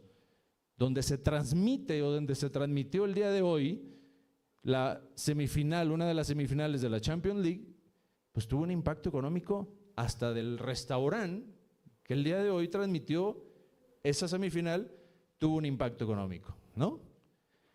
Y la otra virtud del deporte es el impacto social, lo que transforma, la capacidad increíble de transformar o de desarrollar una comunidad. Lo decía Nelson Mandela en un discurso que hablaba justamente del deporte y decía, muy pocas, o me atreviera a decir que no hay como el deporte con esa capacidad de transformar comunidades completas. Porque el deporte, ¿qué es lo que genera? Motivación, metas, objetivos, desarrollo. Quiero ser como el campeón, quiero correr como tal corredor, quiero jugar como tal jugador, quiero llegar a Juegos Olímpicos, quiero ser saludable. Encuentro en comunidades, decía Nelson Mandela también, encuentro en comunidades una oportunidad. Varios países en el mundo, el deporte representa una oportunidad de vida, una oportunidad de desarrollo social, muy importante. Entonces, en base en este contexto que acabo de mencionar, que acabo de dar, es precisamente entonces cómo entra la transformación, cómo se gestiona primero la pasión. Todo el mundo traemos una pasión increíble, viene un evento, ahora viene la Copa del Mundo, traemos una pasión por el fútbol. ¿Cómo transformamos esa pasión para que esta Copa del Mundo 2026 tenga un impacto económico en la ciudad, en la comunidad, donde en este caso alberga la Copa del Mundo, y obviamente también cómo la Copa del Mundo puede tener un impacto social, o sea, que realmente beneficie a la comunidad estos grandes eventos. Entonces, esta transformación ya el día de hoy ha formado parte, ha formado parte de la estrategia, ¿no? De la estrategia fundamental de federaciones, de organismos nacionales, de organismos internacionales, de marcas comerciales, de presidentes y dueños de equipos de las diferentes ligas en el mundo, de cualquier deporte. Y a través de esta pasión es como surge, ¿no? Alguien nos llevó a un estadio y nos gustó, alguien nos entrenó, alguien nos inspiró. Alguna vez sentimos que el deporte podía cambiar una vida, que no sé si ha ocurrido en ustedes, en mi caso sí, el deporte me ha transformado mi vida totalmente. Y esto es lo que ocurre entonces, a través de este análisis siguiente. La economía real del deporte entonces se construye en 6 niveles básicos. Me voy a ir un poco más rápido en esto. En el evento, es decir, tenemos aquí un Super Bowl del año 2026. En la experiencia, solamente la experiencia que viven las personas que están en el estadio, ¿no? El contenido, ¿qué sucede en el evento? Y no estoy hablando solamente del aspecto deportivo 100%, sino lo que sucede alrededor de todo el evento. Ustedes seguramente siguen, o a lo mejor no es el Super Bowl, siguen partidos de Grand Slam, la final de Grand Slam de Roland Garros, la final de la Champions League, la final de la Copa del Mundo, los campeonatos mundiales de diversos deportes. Entonces ahí se genera contenido previo, ¿no? Todo lo que se genera durante, y eso es propiciado por las grandes marcas, eso es propiciado por la gente que gestiona de manera diferente el deporte, ¿no? ¿Qué vamos a hacer previo al evento? ¿Cómo vamos a atraer a la gente? ¿Cómo vamos a socializar el evento? ¿Cómo vamos a desarrollar el evento? ¿Cómo vamos a promover de alguna manera para que este evento realmente sea un evento grande, sea un evento de gran impacto? Entonces genero contenido, mucho contenido. Doy a conocer a los jugadores, la historia de los jugadores, cómo llegó tal jugador, la historia particular, personal de un jugador, la historia del entrenador, la historia del equipo, etcétera. Empiezo a generar un contenido interesante. Genero marca, o sea, ya la gente empieza a identificar de qué marca estamos hablando en este caso, ¿no? Y a través de eso se genera comunidad, que ya se identifica, ¿sí? Se identifica un grupo de personas con esta marca y se empieza a generar comunidad. Como el día de hoy hay una gran comunidad de running, y no quiere decir que yo conozca a 200 o a 300 personas que corran, o sea amigo de 1000 personas que están corriendo aquí en Guadalajara. Se crea una comunidad en donde yo de alguna manera siento identidad con esa comunidad. Me identifico con la comunidad, por lo que hace la comunidad, por lo que hace cada uno de ellos, el momento previo a la carrera, el prepararse a la carrera, el estar en la línea de salida, el estar a un lado de la persona que siente la misma emoción que tú sientes cuando vas a arrancar esta carrera, durante la carrera, la emoción, la gente que se acerca y te apoya, todo lo que se vive, lo viven los 2,000, 3,000, 4,000 o 55,000 corredores, que fue lo que hubo ahora en Londres, en participar en un evento de esta naturaleza. Entonces esto se crea una comunidad.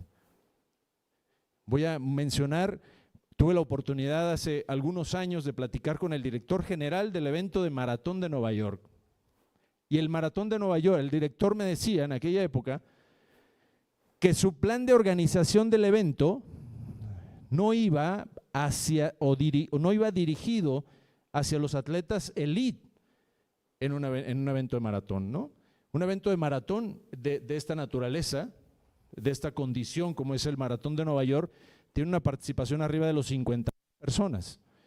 Entonces los corredores elite se limita a 200 o a 300 corredores aproximadamente. Eso es lo que es la comunidad elite, los que son los que ganan y los que rompen el récord del mundo. Sin embargo, hay una gran comunidad que se genera y se crea en este evento, que son los 50 o los 49,000 y tantos. Y el director del maratón decía, yo tengo que hacer un evento exclusivamente no exclusivamente, tomando en cuenta que estos 49,000 y tantos vivan una experiencia tal que el año que entra regresen a correr el Maratón de Nueva York.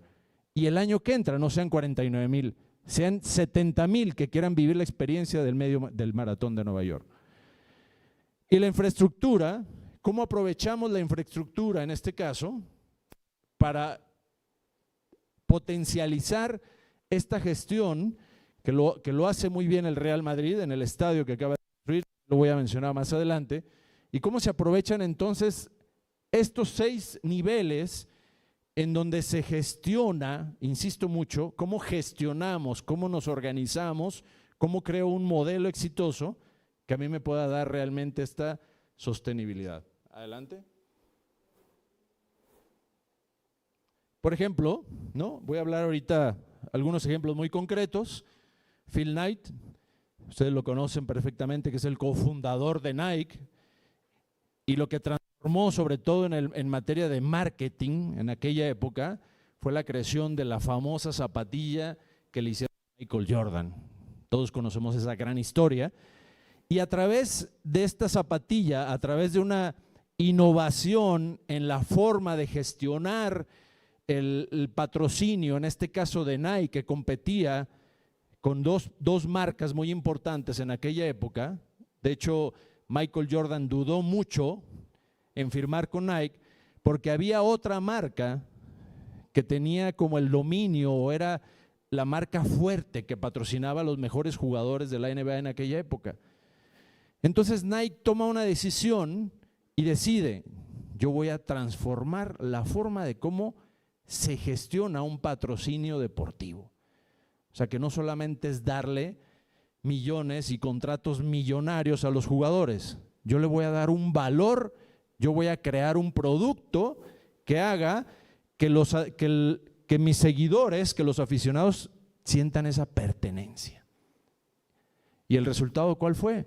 Ustedes ya lo conocen, y el día de hoy podemos decir que Michael Jordan, ya retirado, creo que tiene más de 15 años de retirado, gana más el día de hoy que muchos jugadores activos en la NBA, gracias a esta transformación que hizo Phil Knight. Siguiente. Mark Cuban, que es el dueño de los Mavericks de Dallas, él decía: ¿cómo transformo, cómo compito con una liga tan peleada, tan competitiva,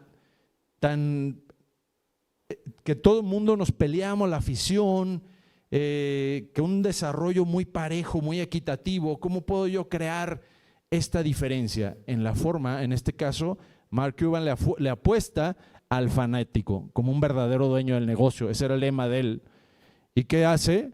Que realmente el fan que asistía a los juegos de la NBA viva una experiencia totalmente distinta y diferente a lo que los otros equipos ofrecían. Y en base a esa mentalidad de Mark Cuban, crece el fan se afianza, se identifica más con esta marca y obviamente se convierte en todo un éxito en la NBA. Siguiente. Jerry Jones. Bueno, los Vaqueros de Dallas, que hoy por hoy, durante muchos años, ha sido la marca con mayor valor en el mercado del deporte. Arriba de equipos de fútbol, arriba de muchos atletas, arriba de organizaciones, arriba de muchas cosas. Y Dallas Cowboys convierte en una marca, se dedica a desarrollar la marca como tal a través de una gestión diferente a lo que todos los equipos de la NFL venían desarrollando, y él concentra todo su esfuerzo y dice: vamos a desarrollar la marca de Dallas Cowboys. Y en ese sentido convierte, y es el equipo con mayor valor comercial hoy por hoy, arriba de prácticamente todos los deportes. Siguiente. El Real Madrid. Ustedes también han visto la transformación que tuvo el estadio, que todos pudiéramos decir: ese estadio es arquitectónicamente un palacio del deporte, ¿no?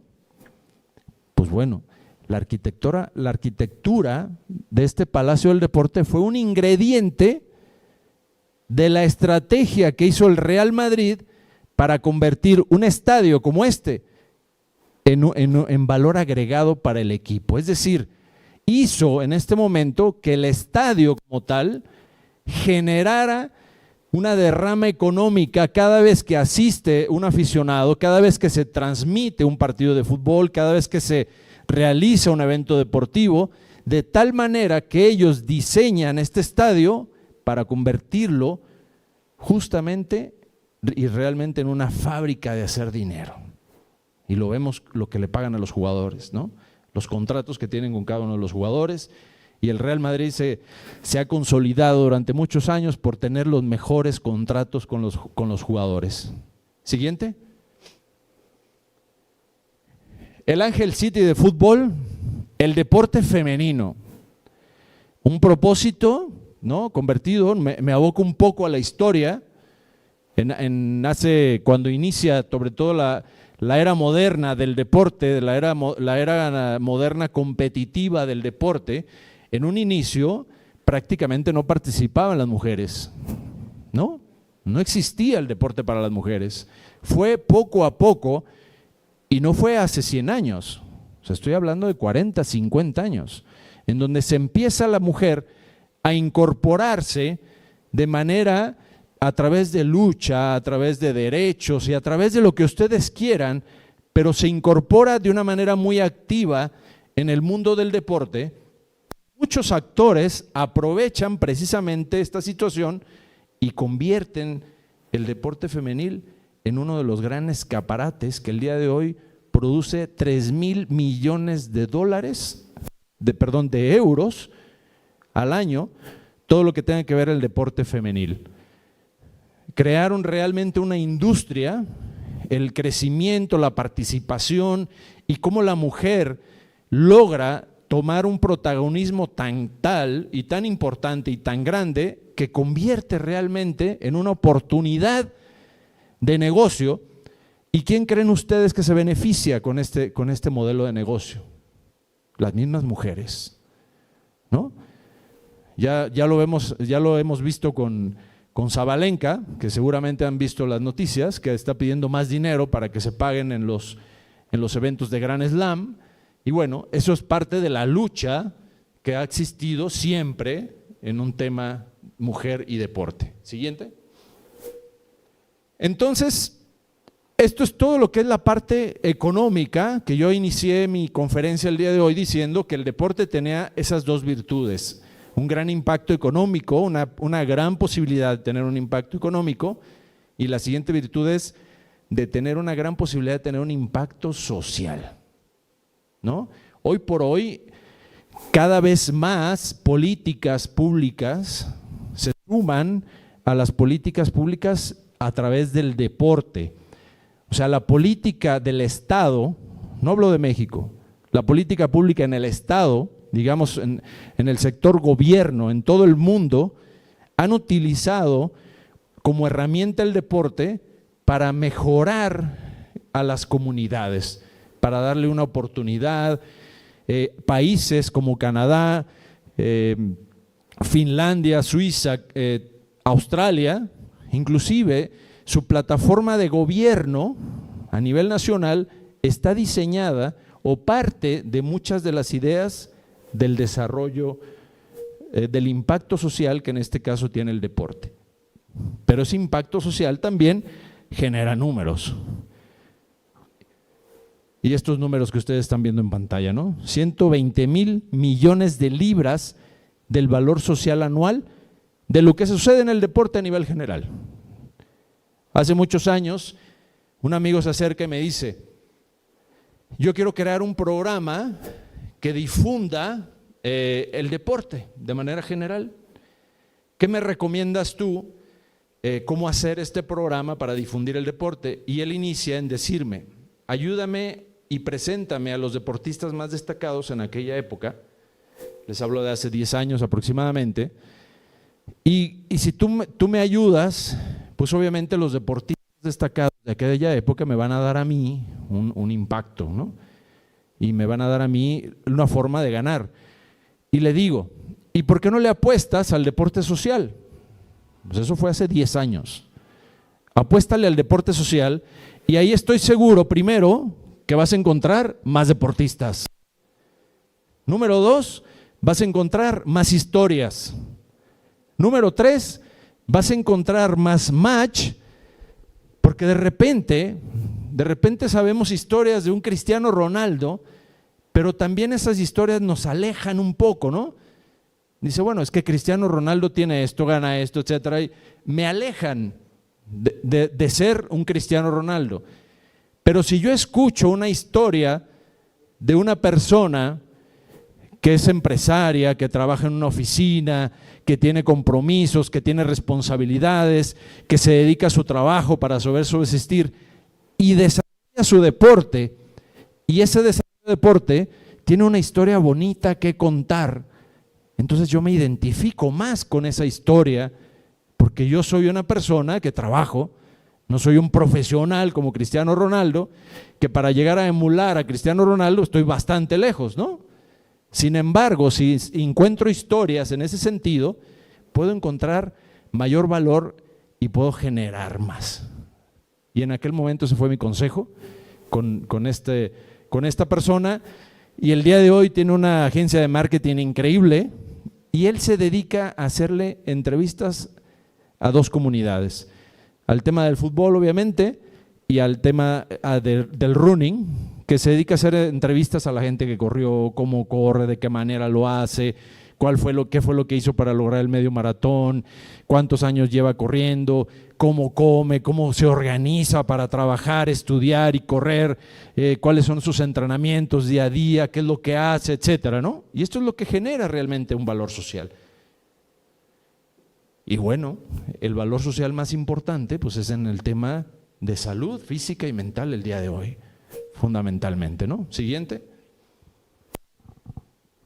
Y bueno, aquí un poco las 7 lecciones para pasar de esta pasión que yo decía, ¿no? Que todo nace, todo inicia y todo se transforma de cómo utilizo, cómo genero esta pasión en un modelo de negocio. Y bueno, yo lo concreto en estos 7 aspectos, que el primero de ellos es: la pasión debe convertirse en una propuesta de valor. ¿Qué valor va a tener? ¿Cómo voy a transformar esta pasión y que se convierta en algo de valor para mí en este caso? El deporte no es solo competencia, es experiencia. O sea, ustedes han ido seguramente a los partidos profesionales aquí en Guadalajara de básquetbol, de béisbol y de fútbol. ¿Qué es lo que viven? Aparte de ir a ver un partido de béisbol o ver un partido de básquetbol, ¿qué es lo que viven? Experiencias, vivencias, un momento diferente, un momento de interactuar, un momento de hacerme sentir cosas distintas, saber solamente sentarme y observar lo que sucede en la cancha del deporte. La comunidad es el activo principal, es decir, empiezo a generar comunidad. ¿Cómo convierto yo una marca en que esta marca tenga la capacidad de generar comunidad? Y esta comunidad, pues imagínense que una marca de cualquier cosa, de cualquier tipo de desarrollo deportivo, tenga 5 millones de miembros de esa comunidad. Entonces, cuando yo lance la nueva playera que se va a utilizar en esta temporada, tengo 5 millones de posibilidades, ¿no? Por ahí va. El contenido amplifica el negocio. Conforme yo vaya generando mayor contenido, mis posibilidades de ingreso se amplían considerablemente. Mis posibilidades de que mi negocio sea más diverso, más amplio, es más grande. El patrocinio ya no compra logos, sino que compra propósito. Es decir, yo no le vendo al patrocinador una manta con el nombre en el estadio. Yo lo que le voy a vender al patrocinador es la experiencia que ocurre cuando vienen a ver a mi equipo, el valor que yo difundo de mi equipo y los propósitos que difunde mi equipo. Eso es lo que yo voy a vender, como lo hace Nike. Nike no vende tenis, Nike vende un estilo de vida saludable. No coloca un par de tenis arriba de una mesa y dice, eso es lo que yo vendo.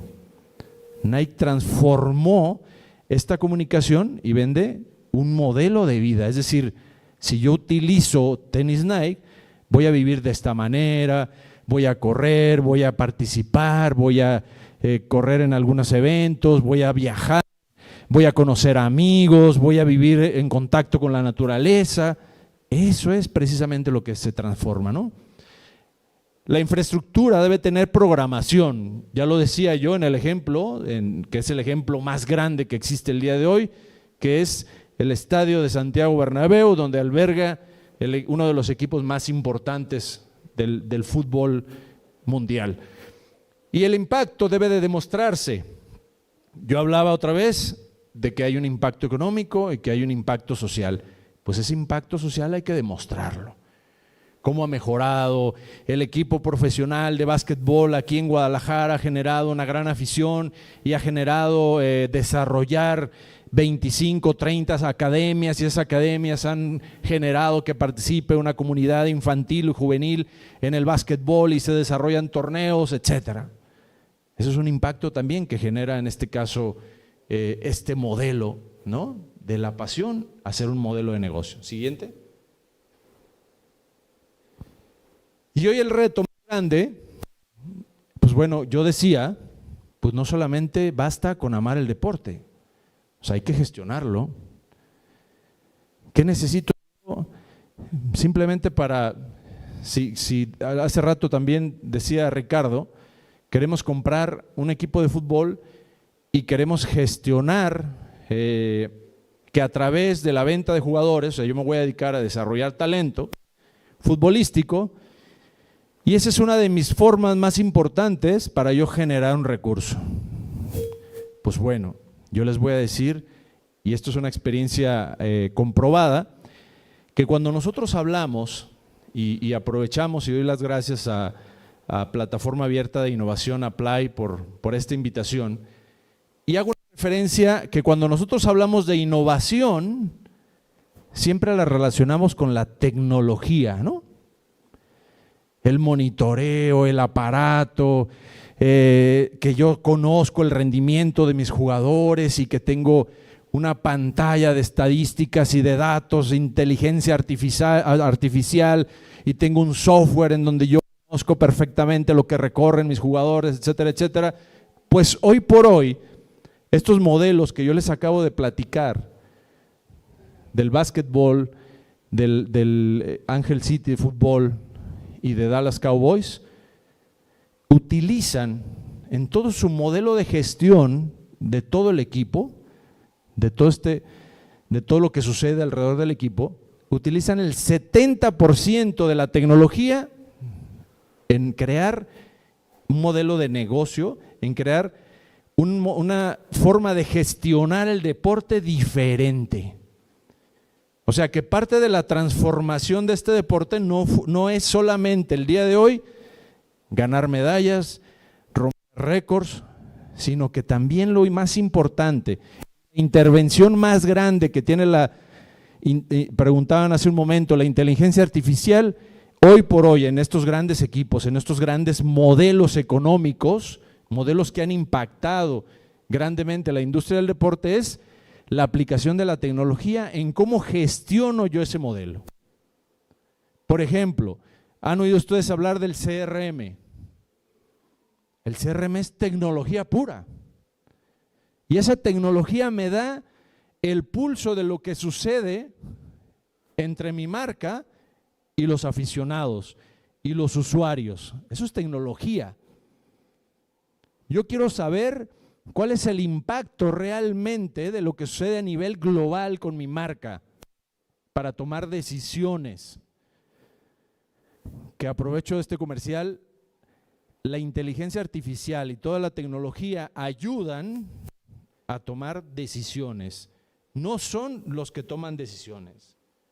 La tecnología nunca va a suplir la capacidad del ser humano y nunca va a suplir esa capacidad de análisis, pero sí va a suplir la capacidad de que esta persona que va a tomar una decisión tenga información. Yo se lo decía hace un par de semanas a un director deportivo y yo le decía, ¿cómo tomas tus decisiones? No, bueno, yo tengo 20 y tantos años de experiencia, he dirigido equipos, conozco el mercado, conozco lo que sucede, conozco a los jugadores, yo he estado con estos jugadores durante casi toda su carrera. ¿Y cómo toman las decisiones? Pues mi experiencia, la intuición. Y la diferencia de la participación de la tecnología y de la inteligencia artificial y de todo lo que está sucediendo es acercarle a este director deportivo no solamente, insisto, no solamente lo que sucede en el campo y con los jugadores, porque un presidente de un club no ve solamente lo que sucede en el campo, ve cómo genera él un modelo de negocio para que su proyecto que está dirigiendo sea sostenible. Si no, al rato no, pues gana el campeonato mundial, pero al rato no tiene ni para pagarle a los jugadores, porque no generó un modelo económico sostenible en ese sentido, ¿no? Y ese es uno de los retos más grandes que tiene ahora, hoy por hoy, el deporte. Hay que saber estructurarlo, saber venderlo, saber medirlo, saber comunicarlo, cómo yo comunico lo que está sucediendo, que eso se llama un poco crear contenido. Y hay que saber convertirlo en una plataforma de valor, que eso fue lo que hizo Dallas. Siguiente. Y bueno, entonces, esta es la economía real del deporte. La transformación que ha tenido el deporte a lo largo de las últimas décadas ha sido la forma de cómo se gestiona el deporte. Que esa gestión, ojo, no quiere decir que quito lo deportivo y me enfoco en lo que sucede afuera de lo deportivo. Esa gestión es integral. Obviamente, si yo tengo un equipo perdedor, por mucho contenido, por mucha historia, por mucha marca, por mucha producción, pues no me va a ayudar. Y al revés, si yo tengo un equipo campeón, un equipo exitoso, un equipo que rompe récords, un equipo que haya hecho lo que nadie haya hecho, pero si yo no lo sé vender, comunicar, crear contenido, crear modelos de negocio, atraer patrocinadores, crear una estructura que me ayude a tomar decisiones, pues ese equipo también está en peligro de extinción. Eso es lo que sucede a nivel mundial y esto es precisamente la economía real del deporte. Siguiente. Bueno, está también en la academia que forma niños, en el club que profesionaliza su operación, en el municipio que entiende. O sea, estas cosas también suceden no solamente en las grandes marcas, no solamente con los equipos profesionales, que diga, pues eso está muy lejos también de lo que sucede ahí. Yo de repente doy clases en algunas universidades y les pongo como ejemplos algunos modelos en los equipos profesionales a nivel mundial. Y una vez un alumno me decía, oiga maestro, pero pues es que pues se oye muy padre que venga y nos platique qué es lo que hace Lakers, pero pues yo tengo una academia de fútbol, ¿no? ¿Cómo puedo yo, de lo que usted me está platicando, de lo que hace Lakers, yo lo puedo aterrizar? Bueno, pues simple y sencillamente. Un ejemplo. ¿Cómo controlo los ingresos? ¿Cómo vive mi academia? A través de los ingresos, ¿no? ¿Cómo puedo generar yo más ingresos? Entonces tomo el modelo que hace Los Ángeles Lakers de generar más modelos de ingresos, más formas de generar ingresos a través de la digitalización, que eso lo hizo los Lakers hace algunos años y hoy por hoy lo hace toda la NBA, que inclusive se dice que la digitalización tiene más aficionados que los aficionados que van al partido realmente, a los partidos de la NBA, ¿no? Entonces, este modelo en donde la NBA buscó otra manera de generar más ingresos, yo lo traigo a mi academia de fútbol y yo veo cómo puedo generar más ingresos. Que lo que normalmente me genera una academia de fútbol, ¿qué es? Pues la inscripción del niño, ¿no? La mensualidad y el uniforme. Y ahí me quedé. Sin embargo, si yo veo que en los modelos exitosos a nivel mundial generan 10 formas de generar ingresos, entonces yo lo hago en mi academia. Obviamente a mi nivel, ¿no? Obviamente a mi capacidad y a mi alcance. Entonces eso es un poco lo que debemos de entender. Siguiente. Y es también en el empresario que convierte en una instalación en una comunidad, ¿no? En este caso, ya hoy por hoy, por ejemplo, y yo lo viví cuando estuve como director del deporte en Guadalajara. Nuestro principal problema era las unidades deportivas y hoy por hoy es lo mismo, ¿no? Les hablo de hace casi, híjole, como 16 años más o menos de eso. Y yo decía, generemos un modelo como es en Europa. O sea, en Europa yo me sorprendí el día que yo visité la primera vez en mi vida que visité Barcelona y fui al Comú de Guadalajara, pero era Comú de Barcelona, ¿no? Para un poco situarlo. Y yo llego con el director del Comú de Barcelona, para que ustedes me entiendan, y le digo, oiga, a ver, tengo varias preguntas. Mi primera pregunta es esta. ¿Cuántos empleados tiene el Comú de Barcelona? Yo me imaginaba, si el Comú de Guadalajara teníamos 1000 empleados en aquella época, pues yo me imaginaba que el Comú de Barcelona pues tendría 10,000, ¿no? 20,000, 30,000, no sé. Y me dice, tenemos 70 empleados. Entonces desde ahí me cambió la forma y el contexto que yo iba a hacerle la entrevista a esta persona y le digo, a ver, espérame, pues ¿cómo que 70 empleados? ¿Cómo haces tú para mantener tantas instalaciones de nivel, de calidad, de entrenador, etcétera, etcétera? Y me dice, generamos un modelo a raíz de los Juegos Olímpicos de Barcelona 92. Barcelona, la ciudad, genera un modelo de gestión de las unidades deportivas en donde a través de un modelo público-privado, etcétera, que no es un tema de hoy, genera la capacidad de que todas sus unidades deportivas puedan brindar un servicio a la comunidad de calidad, con estándares, con beneficios sociales, con un impacto económico, con impacto social, con impacto a las comunidades, etcétera, ¿no? Y bueno, eso es un poco este mensaje. En el emprendedor, ¿qué transforma una idea en un modelo sostenible? Aquí pues normalmente, y bueno, no sé en otras áreas, pero en el ámbito del deporte el emprendimiento es muy grande, ¿no?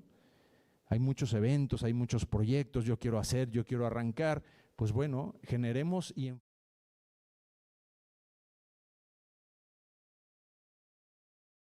la forma de gestionar este modelo me puede dar resultados positivos, ¿no? Siguiente. Adelante. Y bueno, entonces yo encuentro una ruta de todo lo que les he platicado en este momento, en donde como la pasión la convierto en comunidad. Esa comunidad que ya como vive una experiencia, esa experiencia como va generando contenido, cómo genera ingresos, cómo genera impacto económico y social y sobre todo, cómo podemos dejar un legado, que eso es lo más importante de repente en los grandes eventos y en los grandes proyectos deportivos. Siguiente. Y bueno, esto es lo que el día de hoy quiero transmitirles y decirles, la verdadera transformación del deporte. El verdadero cambio que ha sufrido el deporte no solamente es en el rendimiento. Es un error pensar que el deporte ha crecido debido al rendimiento de los deportistas. Lo que sucedió en el maratón de Londres con Sebastian Saue, obviamente sí, es un rendimiento del atleta, es un gran deportista, pero atrás de él existe una estructura, un modelo para generarle a él condiciones para llegar a romper un récord mundial como lo hizo Sebastian Saue. Pues muchísimas gracias.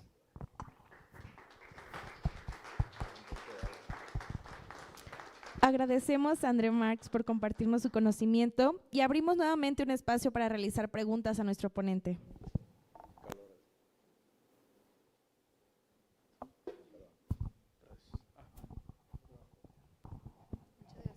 ¿Sí se escucha?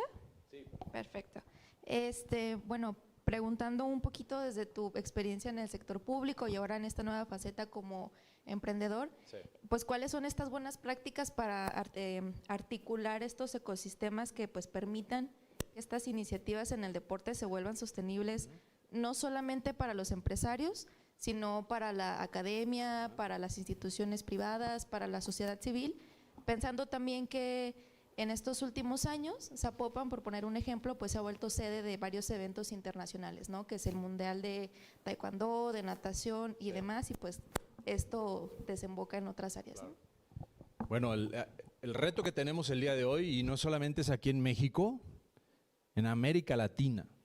Hoy precisamente escuchaba a la directora de Panam Sports que van a generar una serie de conferencias para platicar de lo que hacen otros países en el mundo y transmitirlo fundamentalmente a los países de América Latina.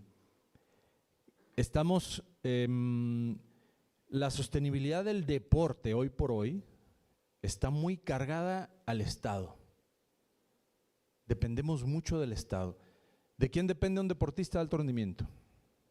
En México y en América Latina. No estoy poniendo el ejemplo aquí ni mucho menos, ¿no? O sea, gran parte, hace un tiempo me decía alguien, es que pues el dolor más grande del deporte de alto rendimiento, de los deportistas de alto rendimiento, es el apoyo, ¿no? Y entonces decía, es que vamos a ir con el gobierno federal y con no sé quién y que esto y que el otro, vamos a exigir y que vamos a una marcha que se destine más recursos. Yo creo que estamos atacando el problema de un enfoque equivocado. ¿Por qué equivocado? Porque en lugar de pedir más dinero, voy generando un modelo de gestión de los deportistas de alto rendimiento, que los deportistas de alto rendimiento se conviertan en una marca atractiva, por ejemplo, para los patrocinadores. Pero realmente una estructura, o sea, yo no le voy a ir a presentar a tal atleta a mi amigo empresario para que lo apoye, porque ese apoyo va a durar mientras el empresario quiera. Pero si yo le presento al deportista con una estructura y un modelo al empresario que sea un modelo de negocio para él, el deportista, entonces ahí es diferente. Entonces yo creo que la forma de gestionar nuestro deporte ese es nuestro principal reto, cómo gestionamos las unidades deportivas para que no las veamos abandonadas en toda América Latina. El mismo problema que tiene México lo tiene América Latina. La gestión del deporte, no hemos dado ese paso siguiente que requiere el deporte para que esta gestión haga que el deporte sea sostenible. Hay una frase muy bonita que dice, es que el deporte no falla, el deporte no se equivoca. El deporte bien gestionado, bien organizado va a tener su impacto muy grande, ¿no? Si tú particularmente empiezas a participar en deporte, pues el deporte va a tener un impacto en ti, ¿no? Entonces, lo que se equivoca es la gestión. ¿Cómo gestiono yo el deporte para hacerlo sostenible? Y así, estos grandes eventos que tú acabas de mencionar, fundamentalmente son subvenciones directas del gobierno. Y desde mi punto de vista creo que estamos cometiendo el mismo error. Debemos de generar que esos eventos deportivos sea una oportunidad de negocio para un grupo de empresarios locales, nacionales, internacionales, para que este deporte sea diferente. Yo lo decía una vez en una conferencia cuando me preguntaban de la Fórmula 1, no me recuerdo, la verdad si les doy el dato me voy a equivocar, pero en aquella época México firma la Fórmula 1 para 3 años. Y bueno, pues la Fórmula 1, ¿por qué para 3 años? Porque duraba 3 años la gestión presidencial y que esa gestión presidencial era lo que le garantizaba la Fórmula 1. Sin embargo, ese mismo día, en otro lugar del mundo, se firmaba la Fórmula 1 por 25 años.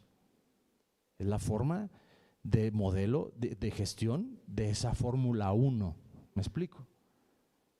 Entonces por ahí va. Sí.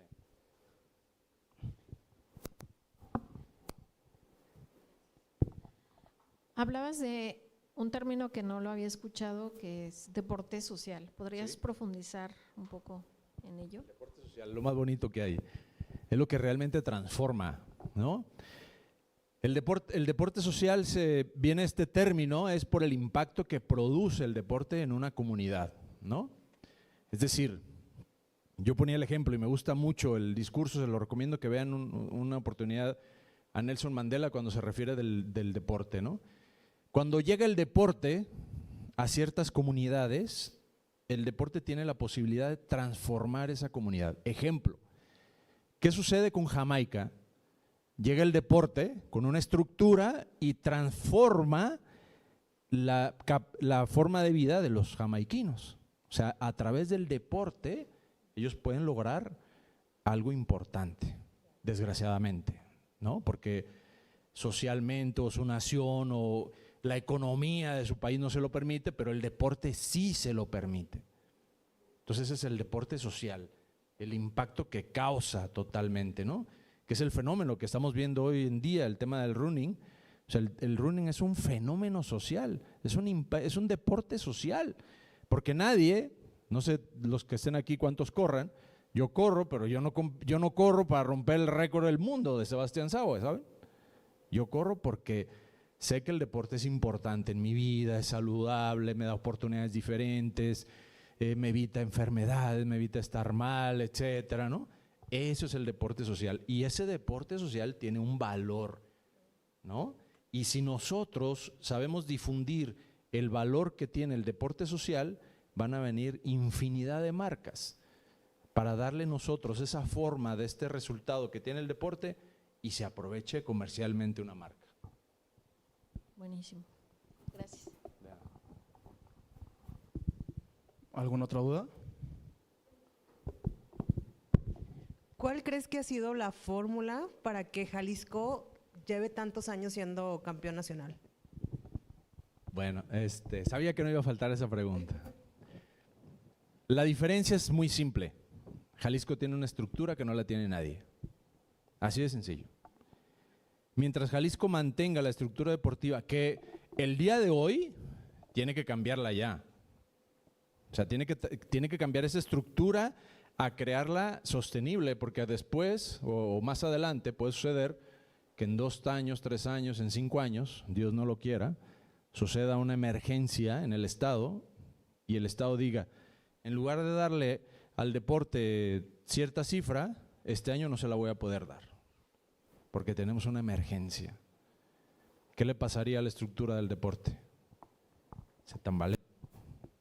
Entonces necesitamos crear condiciones para que el deporte, sobre todo de alto rendimiento, que no es el propósito del Estado, es importante comentarlo, el propósito del Estado es otro más integral, más completo, crear una estructura que no corra el riesgo de que en algún momento dado el gobierno diga no puedo, y puede suceder, ¿no? Entonces, eso es la estructura. El día de hoy, pues bueno, Jalisco gana la Olimpiada Juvenil con 100 medallas de oro de diferencia. ¿Cuál es la diferencia? La estructura, ¿no? El estadio de Santiago Bernabéu produce más millones, rompió el récord de producir 1.000 millones de euros en una sola temporada el estadio. ¿Por qué lo produce? Por la estructura y la organización que tiene el estadio. Otros estadios que vas y que te ofrecen prácticamente nada. Entonces, es la estructura. Y esa estructura es lo que yo he venido diciendo, el modelo de gestión, la forma de gestionar el deporte. ¿Una duda más? Bueno, yo la voy a hacer. Adelante. ¿Consideras que para que el deporte cumpla con todas estas dimensiones que pones sobre la mesa, para que pueda ser ese agente, debe de colocarse como una prioridad de política nacional? ¿Ya a qué me refiero? El deporte ha sido capaz de evolucionar a los países en distintas cuestiones, sí. Y tú lo comentabas, ¿no? Por ejemplo, el deporte le permitió a China mostrarlo otra cara al mundo, ¿no? A partir de los Juegos Olímpicos, a partir de desarrollar un programa de alto rendimiento. Sí. El deporte en su momento le permitió a la Unión Soviética competir en otra dimensión con Estados Unidos en la Guerra Fría. Claro. El deporte, mencionabas el ejemplo de Jamaica, y bueno, el deporte pues ha permitido a muchos países levantar la mano en el escenario internacional. Claro. Y platicabas de lo que pasa mucho en México, ¿no? El deporte, su utilidad o su trascendencia depende de el partido político que está en turno, del proyecto de gobierno que hay, y entonces por eso se piensa en el deporte a 3 años, a 6 años, y a los intereses de quien está en el gobierno, ¿no? ¿Consideras que es importante que se coloque como una importante, que se le dé esa importancia a nivel gubernamental, y también cómo lo puedes hacer y cómo le puedes dar esta perspectiva a quienes están al mando. Bueno, yo creo que hemos avanzado mucho.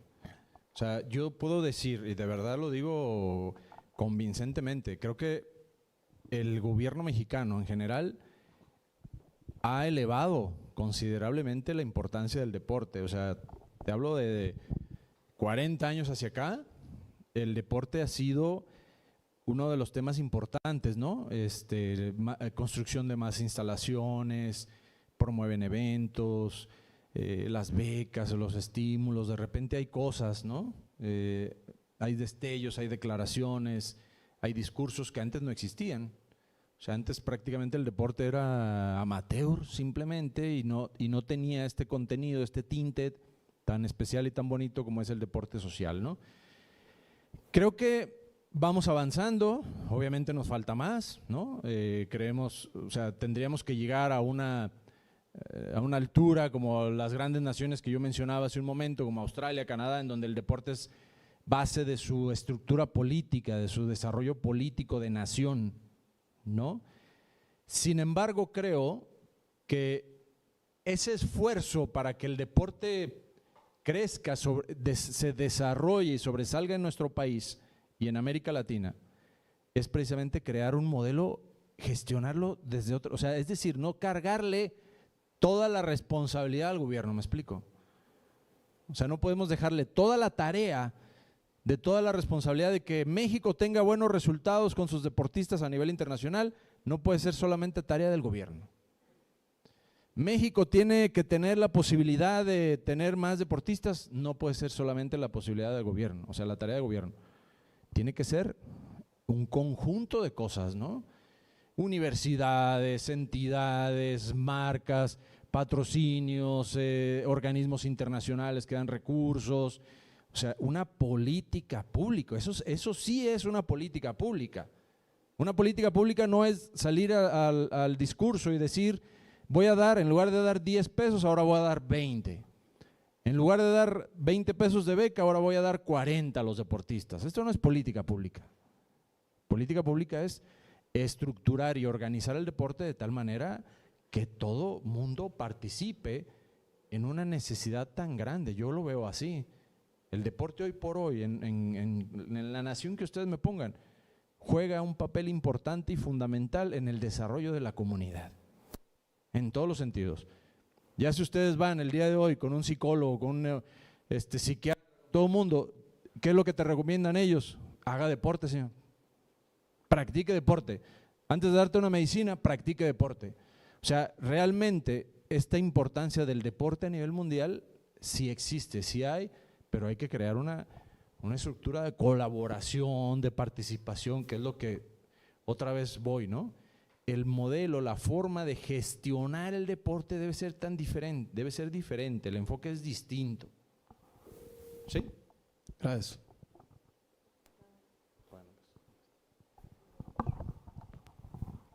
Agradecemos a André Marx por compartirnos su conocimiento del día de hoy y ahora realizaremos la entrega de la constancia de impartición por habernos brindado la Masterclass From Passion to Business, la economía real del deporte. André, muchas gracias por compartir con nosotros el día de hoy.